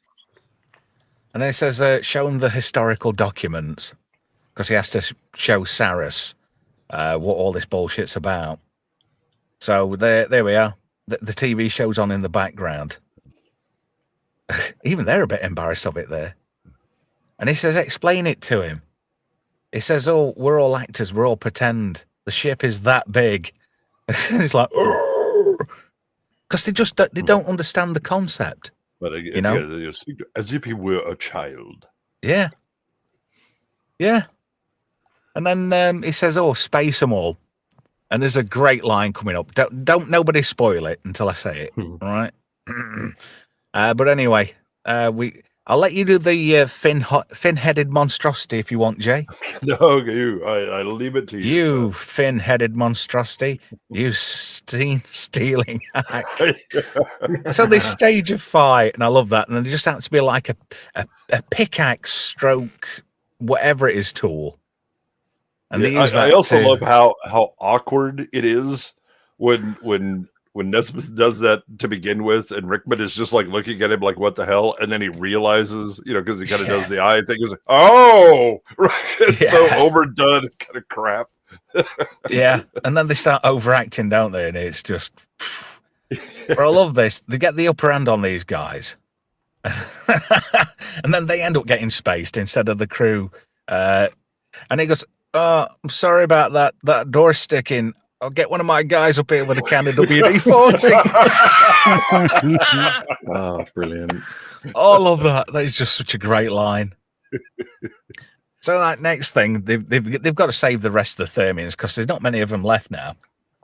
And this is where the actors... Wait a minute. Is that gun from The Fifth Element? I thought that, but it's not. It's just like inspired by or something. I guess so. I think there's a lot of callbacks and a lot of nods to a lot of sci-fi franchises and other things as well. Because this is 4 years after Fifth Element. Yeah. But yeah, them fake tits do Sigourney Weaver justice. They do. She has to ask the computer. She asked to keep them. Did she? Mm-hmm.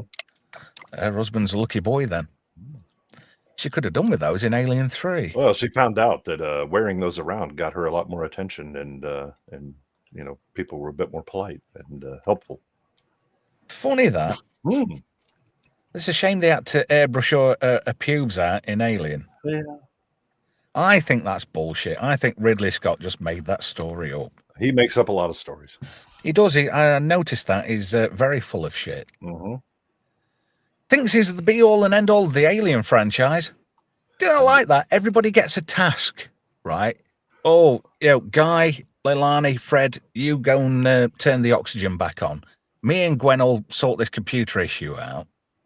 And you learn to drive. Sends Tommy off to fucking learn how to drive. As one does.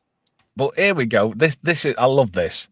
This is where we get to sort of bring the fan element back into it. The actors can't do that much in the grand scheme of things. But, the fans can come to your rescue. Never underestimate your fans. Well, you were mentioning earlier, the high level nerd like that, where they know everything. That's a callback to Star Trek too, I think, because they used to have the Star Trek encyclopedia where you had every deck of each Enterprise, including it's Enterprise D, so you could, have that level of knowledge. It's like, oh no, the entrance is, turn 2 lefts and go this way. So the Omnipedia. I had that. Yeah. Which is why I was annoyed that they had dolphins on the Enterprise D and never did anything with them. Yeah. They were just there. Cetacean there. studies, wasn't it? I cannot remember, but there were dolphins in the Yes, there plans. were. Weird. I like how Justin's mum kind of looks like Denise Crosby. It's George Costanza's girlfriend. I don't know that. yeah. Seinfeld. From Seinfeld. Yeah. I never watched Seinfeld. Oh, Never watched it. The one who died from licking too many envelopes? yes. That one? Yeah. Weird. But if you notice, you can tell Brandon likes Galaxy Quest a bit too much. Just look at his bedroom door. Yeah, he's got the Laredo poster and everything. Yeah. Don't forget, you've got to take all the rubbish out before you do anything else before dinner. I'm quite busy, mother. He's building the protector. This was me in 1991, building my Really? Ertl Enterprise D to go with my Enterprise A. Good times. Who'd have thought Tommy would have done a Starship Enterprise? Yeah. That poster on his wall, though, did look like Gary Coleman holding a Star Trek phaser. I did, yeah. Hang on, let me go back. It is. It is. Do you know what? That you knew Buck Rogers had jumped the shark when Gary Coleman was in it. Oh, yeah. And I like that. That you know how they accidentally swapped the communicators a while back, and it starts beeping, and he's like, "Huh? Oh." Hello. Then he goes, "It's real. It's all real." And he's like, "I knew it. I knew it. I knew it." Vindication. Quellig, what are you doing up there? I used my Mactar stealth haze. It didn't pull him up on that, though. So anyway, they rely on the nerds for the deck plans. Absolutely. This is So that's great where that- because all the Starfleet technical manuals are based on things that they saw in the show. So this is just a natural extrapolation of those sort of those books. That's why, in certain circles, Michael Okuda's a god. He is. This must be where Ceres's guards are all stoned. Yeah. Yeah. When they're playing cards, and he comes in and gives them some of it. Yeah, one's even smoking a doob. Yep. If you notice. Yep. Hopefully I left that slide in. I hope I did. So look, there's even one out of his gourd. Look, he's just laid back. He's just like, he's out of it. So they've got to turn on that oxygen valve there. So that's their little bit of mission. Tommy's got to learn how to drive again. And I love that. We've lost contact with some of the men on the ship. Boof. And one of them hits the fucking window and splat. Oh, another gratuitous one shot there, lads. Oh. Let's see your ones in the chat. Come on, boys. Come on. Don't disappoint me. What's this? MC says, oh, this is interesting. I've got the Haynes manual for the Enterprise. Which Enterprise? Does it matter? Here we go. +1. 1. 1. Hang on. Franco. Oh, here we go. Franco's button stuck. Oh, yeah. What's this? Is the phone on? Leonard Sachs was not in B5. No, Robin No, was. that's why we said Robin Sachs was. Yeah. Who's Robin Sachs? Let's go Leonard back to that. It's Robert He's got a famous Stax's dad. brother. It's No. Graham Stacks. No, it's Am I? Leonard Stack. Leonard Even- Stack. Oh, Jacob Ironside get us a plus. Oh, Oh, Eraserhead. Razorhead showing up. Z, you don't have to. You're already here. You've already +1. Bum's a bum. Well, it is. Oh my goodness! Wow. Ooh. 5 pot knackers. X Flavius X for £10 says, probably my favourite parody of space opera. It's my birthday today. Have a drink on me as I toast your fine choice of film. Hail panel, hail chat. Many happy returns to X Flavius X, please, everybody, if you will. many happy Have a good returns one, of the buddy. day. Absolutely. Thank you very much. And we should be giving you a tenner. It's your birthday. We should be giving you some beer money. But If you thank give us, you. I if you really give us do 20, we'll appreciate give you a that. tenner back for your birthday. Oh, you bugger. So anyway, there's a nice bum shot for everybody. But this, look at that. The uniform's starting to slowly disintegrate. Hope she That's what manages to lose her shirt. That's what happens when you buy one at a Comic-Con. Yeah. Oh, they're saying, oh, you should be, we're dead jealous of you because you're in the underbelly of the Omega 13. Oh, it's just some big dumb spinning fan. Look, don't look up. Well, the magnitude of the ship and the scale, just going back there and then there. Yeah. Fucking hell, the ship is massive. But it always made me laugh. You know, like in Next Gen, like in the movies, right? Because I don't know who it is at Next Gen, whether it be Berman or Braga, but somebody had got a fascination about people falling to the deaths from bridges, i.e. Kirk, and then they did it again in Nemesis, didn't they? When Riker's having a fight with Ron Perlman's Viceroy character. Yeah. And the underbelly of the Enterprise, they were deep in the bowels of the ship, but there's only like, what was it, 25 decks on a Sovereign class? A hell of a lot less. Yeah, Or was there's it not many. It's 15 quite small. decks? Because he says to Lily, didn't he, in First Contact, no, there's only 20 decks or 25 decks. And yet they were at the bottom of the ship. And then he kicks him in the face and he drops down. And it's fucking miles down. It's like, where the fuck? Where there's no space left in that ship. There's not enough metal in the universe for there enough to be that much of a drop in the bottom of the ship like that. But at least that's better than what happened in the unmentionable Discovery, where the inside was absolutely massive. It was just so hugely massive. They had a fight on top of a turbo lift that Black just went female through space massive Jesus. warehouses. It was awful. Velma Dinklage, this has caught my attention. Trev, is there any bumming in this film or what? I don't think so. Let me check my bummometer. There we go. Z's on it. He would know. And there we go. We get the call back to the obligatory phaser fights in the original series. Tawny shits herself a little bit, and Jason starts shooting away. And then we get this bit here where it says, "Don't worry, Fred. I'm just a glorified extra. I'll take these guys out." And then he like goes, "Maybe you're the plucky comic relief."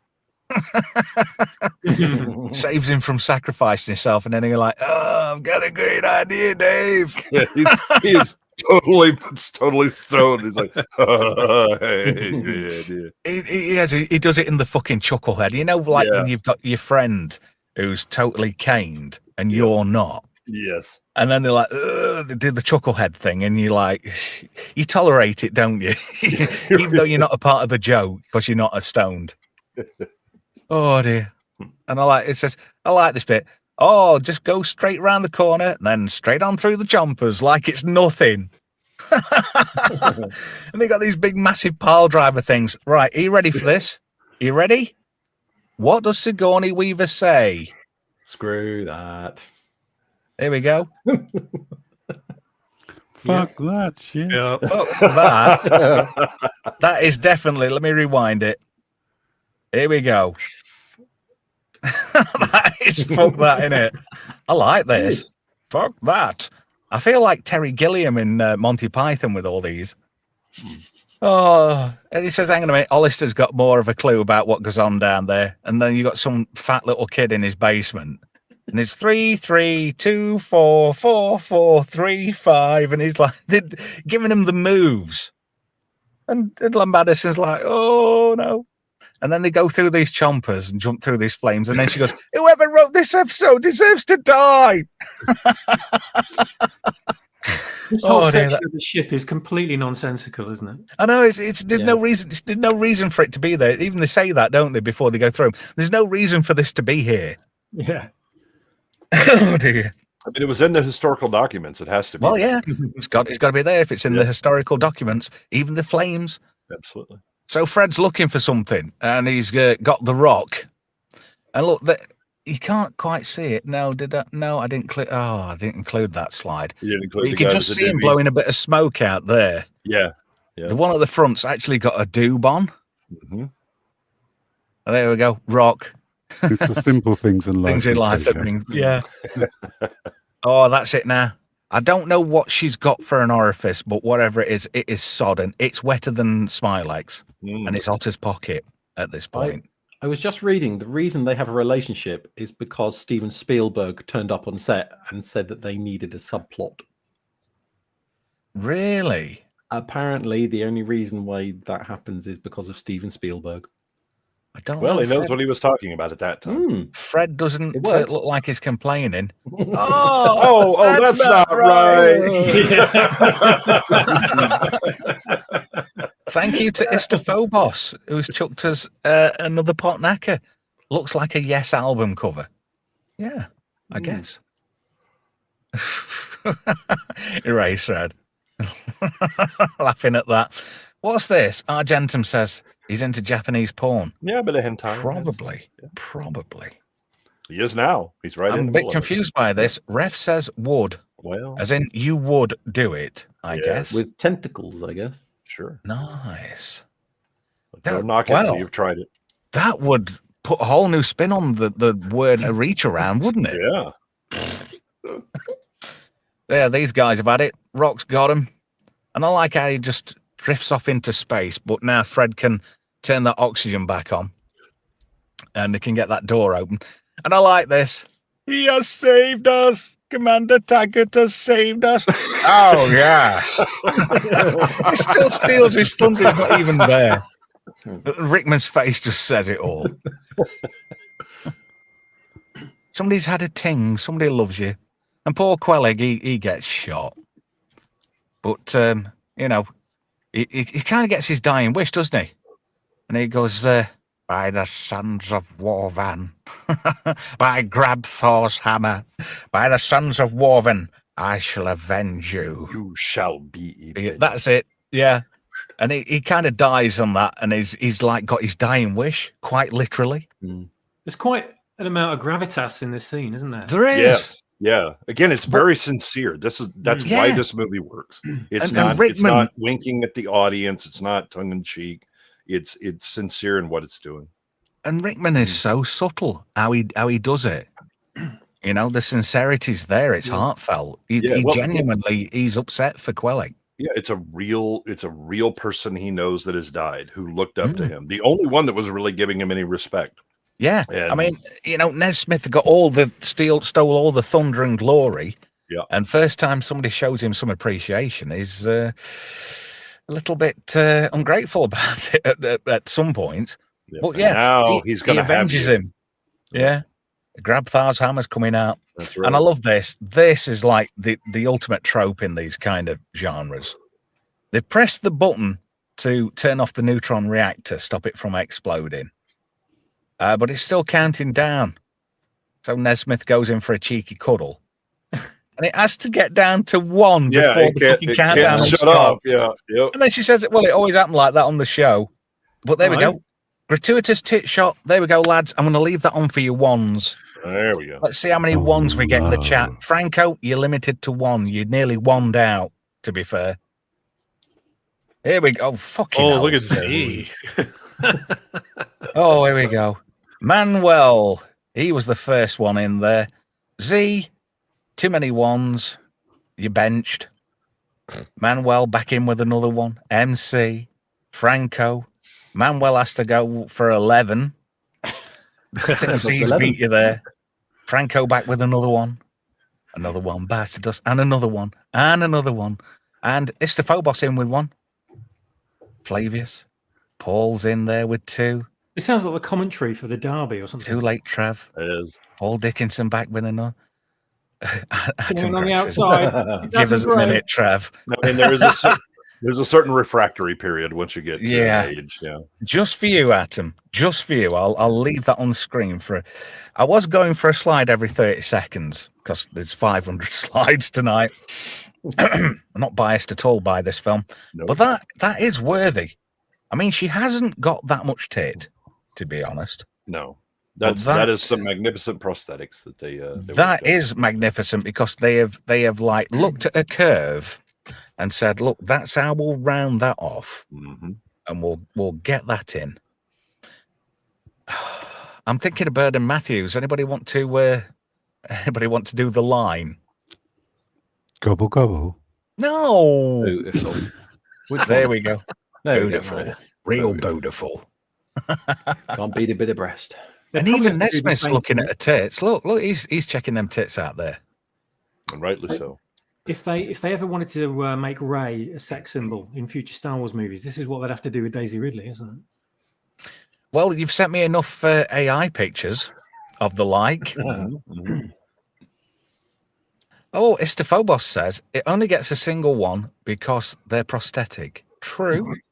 Jacob Ironside's not complaining. Nice. There we go. Back to Saris. He's not too chuffed. Anyway, the Thermians have kind of learned how to stop being pussies, space pussies, and they're sticking up for themselves. I love Rickman's ever failing appliance here. Yeah.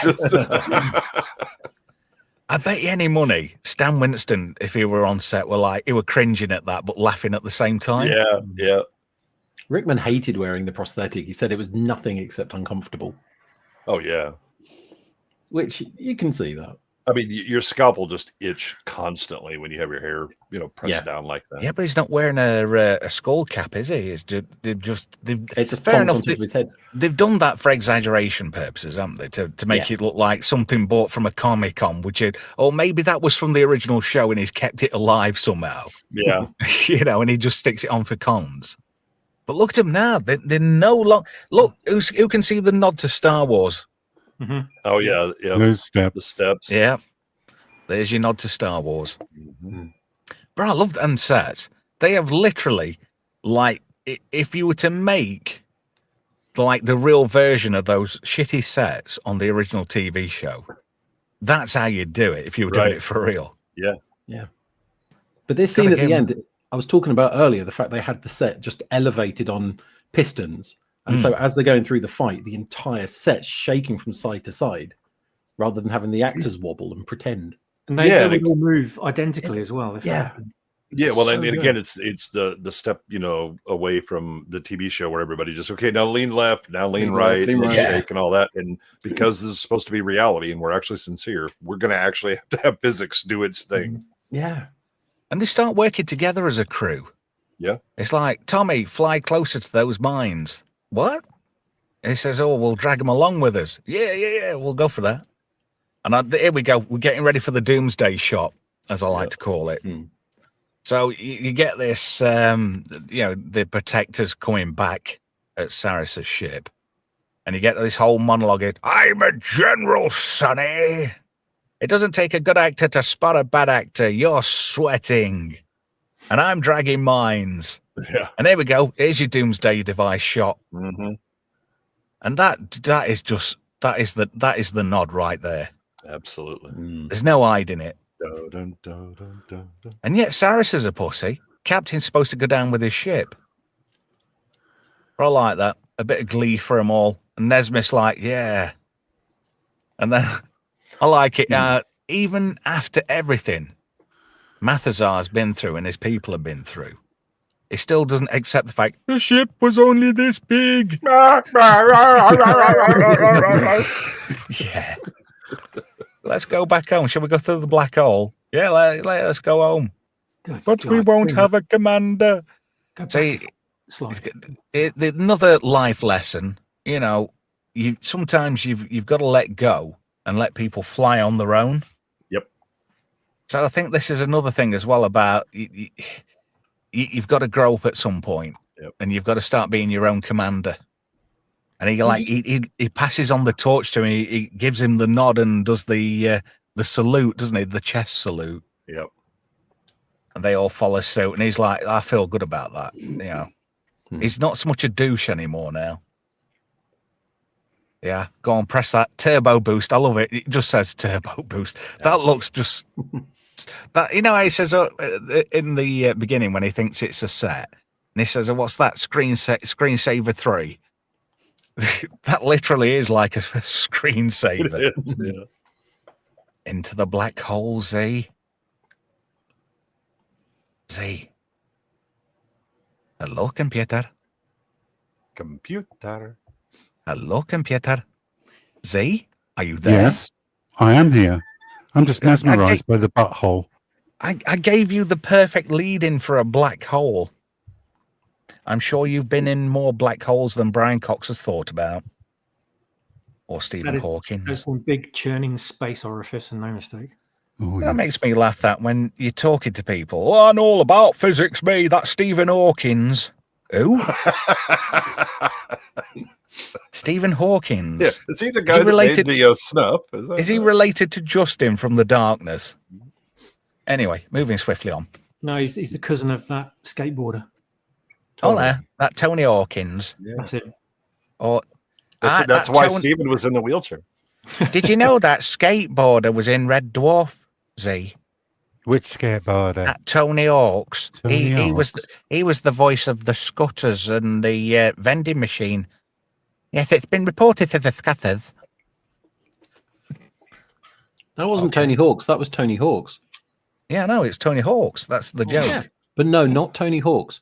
Tony Hawks. Oh, Yeah, as in Morris Minor and the Majors Tony Hawks. Yeah, it's very easy to get Tony Hawks and Tony Hawks mixed up. It's been reported to the Scutters. You've got a lisp. All he wanted was a bacon sandwich with mustard, and he got a bucket. It's been reported to the Scutters. We're going home. What is it? All systems in the green, Commander. She just repeats the computer.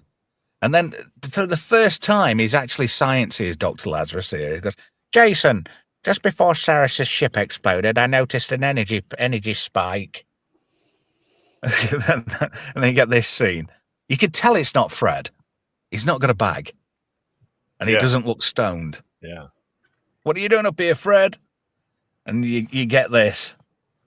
And this is like the sort of double cross. Everybody's getting shot because it's Saris with an appearance generator. Doesn't this remind you of the last episode of Blake 7? It does. Oh, yeah. Yeah. So she must be Sulin at this point. Oh, that makes Tommy Dana. So who's going to be Tarrant? No, not enough people to be Villa. Unless that's Dr. Lazarus. Yeah, they left that open-ended, really, because nobody knew what happened to Aurak. They just left him switched on in a forest. Oh, no, or did they? Or did they turn him off and Avon had got the key? Can't remember. Been too many. So anyway, if only they had 13 seconds to rewind time to go back and revert a mistake. And even though Mathasar has been shot, it's like, Mathasar, turn on the Mega 13. So we get to find out what it actually does. And it just gives them a bit of a 13-second rewind. Just long enough there to leave those breasts on screen long enough for Franco to get overly excited. Mm. Oh, hooded man. Hello, you. He's just like you, Z. He's gone for the anus shot. Well, there are plenty of bumming in this movie. Most of it tentacle-based, though. Racerhead says ludicrous speed. I like that. Yeah. They've gone to Plaid. We've got to do Spaceballs. I think for my birthday, we might do Spaceballs in February. So anyway, it's funny that Nesmith's the only one that's got any recollection of what's gone off. So he stops Fred, even though it's not Fred. And as it's giving him a good fisting, I thought you'd appreciate that one, Z. They're all pulling him off him. Appreciate a good fisting. Mm-hmm. I love it when they pull him off Saris. as well. Mm-hmm. Saris has got quite a fastidious bottom there, Z. I thought you might appreciate that shot too. Too scaly. Well, you never know. You might Causes like chafing. it rough. Causes chafing. I'd rather not. And then he gets twatted again. And they're like, who's just twatted him? Hey, there we go. That's learning to not be a pussy and be your own commander. Yet again, another lots of life lessons. I think this is a secret nod, in part, saying to all the fans, you've got to stop being a nerd and you've got to stop being a pussy and you've got to stand on your own 2 feet a little bit more and start being the commander of your own ship. Well, anyway, they're still coming in a bit too hot. And I like this. We get the battle bridge bit. Look at that. There we go. I'm leaving that on the screen There for the we lads. go. Yep. There we go. What's Computer this? zooming in Istophobos. What does Istophobos says? Speaking of breasts, Missy Pyle is a real space lesbian. She was with Shawnee Smith from Harry Crumb, and they had a country duo thing going for a 2008 album. Ooh. So she played one of the mums, didn't she, in the remake of Willy Wonka, the Tim Burton one. Oh God, Yeah, she was in that. But like I say, she seemed to be in a lot of stuff. And then as quick as she came, she kind of vanished again, which is a shame, really. What's this? Argentum says, this is like B-sides times 10 in that stuff. Not that it bothers me. In what stuff? What The boobs. Ah. Boobs Oh, I thought he meant the bumming, because he's on about black holes and Well, bumming. also, Boobs. And I mean, it's got anus black thing. holes, tits, tentacles. It's got everything I want in a movie. yeah. Does anybody know what he's really thinking here? Here we go. Bye, tits. Yep. Ted doesn't know what to do. Again, the super marionation pose, the way they walk. Yeah. And Nesmith, he feels proud now. And that's a nod to Star Trek, isn't it? With the crappy plywood doors. Yep. That often didn't open or shut correctly. Yep. Let's go back home. Hey, Liani's going back with Fred. Hey, look at that. He's got some kind of like space clunge off her tentacles Some on his. secretion there. Yeah. Yeah, Does she remind you of Lieutenant Valeris from Star Trek 6? Yeah, a a bit. little bit, yeah. But without the terrible modern day sideboards, like the bowl cut bit, like she's had a mum's pudding bowl on. Yeah, like some sort of secreted resin. Yeah, but secreted from what? I'm secreted from what? Yeah. So she's going with him. And all like that, there's the nod to the next gen with your emergency source of separation. Forward, onward, tab, onward. The look on that guy's face. Yeah. He does look like he's barred from going near schools. Yes. Have you seen this man? Oh dear. I like this. There we go. There's your nod to your nacelles. I mean, this It thing again, it looks more like a Princess Cruise Line's cruise ship. I don't know. It kind of it reminds me of Voyager. Have a look at the blueprints of the captain's yacht from Next Gen. Like that. Yeah. It wasn't. It was in the Enterprise E. First Contact. The Sovereign class. Yeah, First They Contact. did actually take it out, though, didn't they? In Insurrection. Did they? I can't remember. Yeah. Oh, and that's one of those films I swore I'd never watch again. No, it's not worth watching, even for the captain's yacht. It's just, it's But bad. this is very reminiscent of the Enterprise D crash in Star Trek Generations, isn't it? Yeah. Well, and also the Voyager crash when it crashed on that ice planet. It did. That was a great episode where they went back and got the skull of 7 of 9 and the Doctor's mobile emitter. And they stole the Delta Flyer, didn't they? Chakotay and Harry Kim. Well, you will try new forms of dilithium and have a coaxial warp drive. I like this bit. Brandon gets all his fireworks together to use as a signal. And she's like, yeah, well, dinner's at 7. Well, at least he's gone outside. You don't give a fuck what he's doing. He's actually gone outside. Yep. Because, the ship's been hyper accelerated to Mach 15, and that's very fast, as you know. And I love this. When it does come down, and it obliterates all the cars in that car park. Doesn't it look like, if you go back to Predator 2, you know how the Predator ship when it takes is under out the city? Yep. Doesn't that look like the Predator ship? Yeah. From Danny the Glover's back? going to come out in white face afterwards. Yeah. He's wearing that, isn't he? And I love this. They're all there just minding their own fucking business. Boom! It just fucking bollocks straight through this wall. But surely if it were going that fast, that building would not slow that down that quickly. Well, if you've seen Alien Earth, Oh, yeah. Okay, yeah. Okay. Yeah, you got me there, Jay. I did do a video on that. If you're watching this on the re-rub, go back and check my past videos. That was one of my most disliked videos I've uploaded so far. Yeah, a lot of people didn't like that. They thought I was saying nice things about Alien Earth. Oh, really? Because we got a lot of pushback from people that were standing for it right up until it ended, and then everybody got real quiet. And then it's renewed for. They're all boasting now in the wokey press. Oh, Alien Earth renewed for season 2. It had already been greenlit for a season 2 before it even aired season 1. Yeah. So that I call bullshit on that statement. Yeah. So anyway, I love this. Fucking crash lands and like Tommy's like, what the fuck? And of all the places they could have crashed, they crash at like the convention. The convention center, yeah. Yeah. So is this like, the 18th Galaxy Quest convention still going? Yeah, it's a 3-day event. 3 days. Yeah.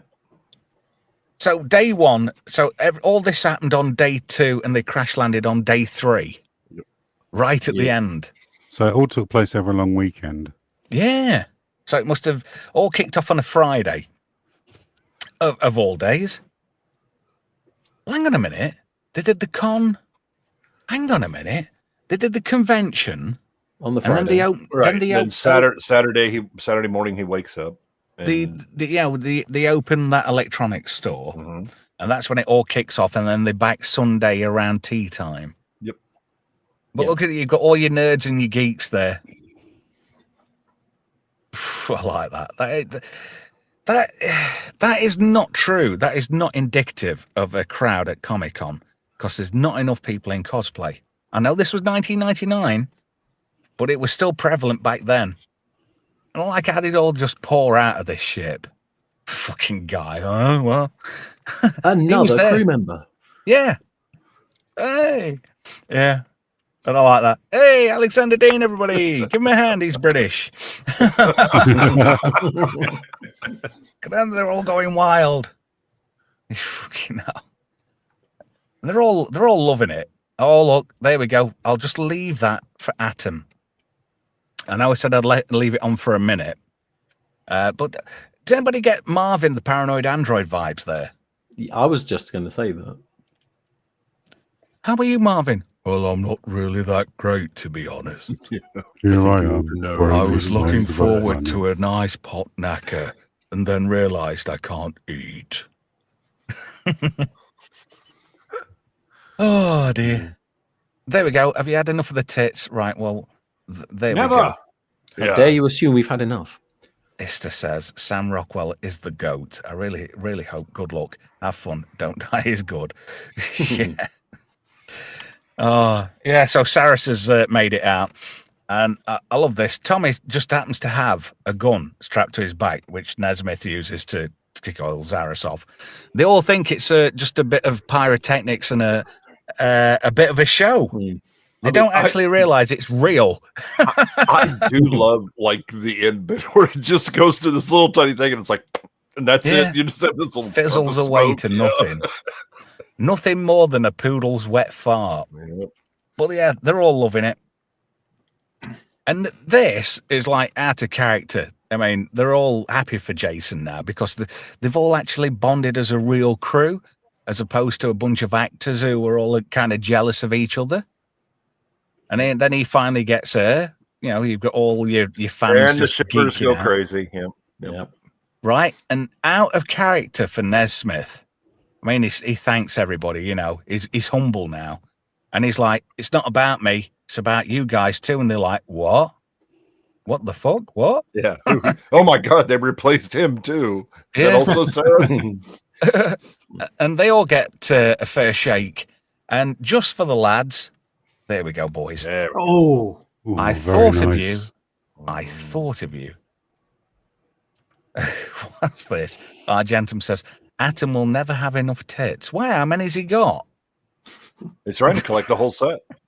Hey, God bless Stan Winston. Yeah, There we go. Everybody's agreeing. Nice peaches. Oh, there we go. That's enough of that. Yeah, but they're all loving it. But luckily for everybody else, because of that, it comes back. The journey continues. So it becomes its own next gen. Yep. Yeah. Which is a parody of a parody of a parody now. Yep. There we go. All new titles. And I'll just love this. They're all sort of reinvigorated, aren't they? Yeah. In their It's roles. like, it's all fresh now.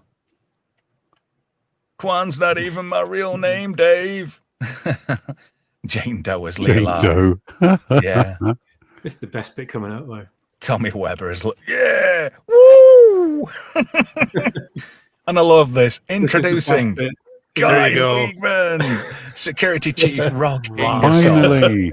Look at that cheesy bastard. Yay!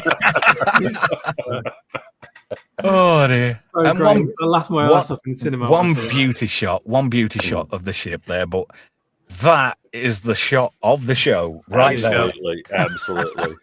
You just think, you cheesy bastard. Yeah. But it's You all know good. how you know how everything in this appears to be sort of like a homage to, you know, traditional sci-fi.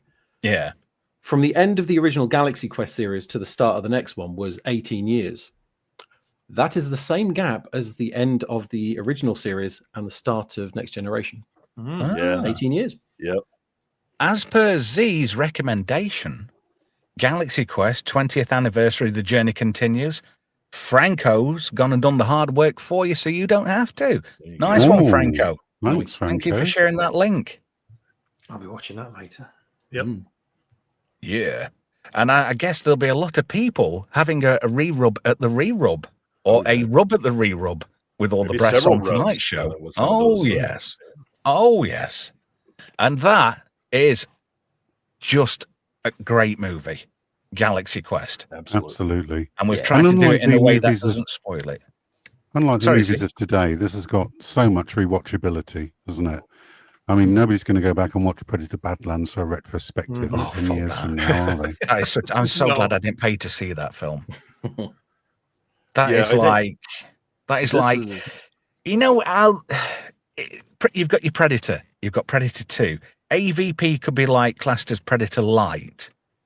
Badlands is Predator Gay, I'm afraid. Predator 90210. It's gay. Yeah. It's too gay for me. Sorry if you're of the homosexual persuasion. I don't And are mean it offended in at that being way. associated with Badlands. We understand. Yeah, you got it in one. I want to thank everybody for tonight. Absolutely brilliant. You've all been a great panel. You've all been a great chat. I'd appreciate it if you could give the show a like, and I'd like you to comment below. When was the first time you saw this? What did you think of it? Let me know. Just interact with me. I just love interacting with everybody. Like data light scanning for tiny little life forms. And I'm looking forward to playing this trailer in just a moment, because next week will be the 2nd of December when we do Just Great Movies. There's a big clue. We are doing 6 weeks of Star Trek films, but it's Trek December, so we're doing the original series movies.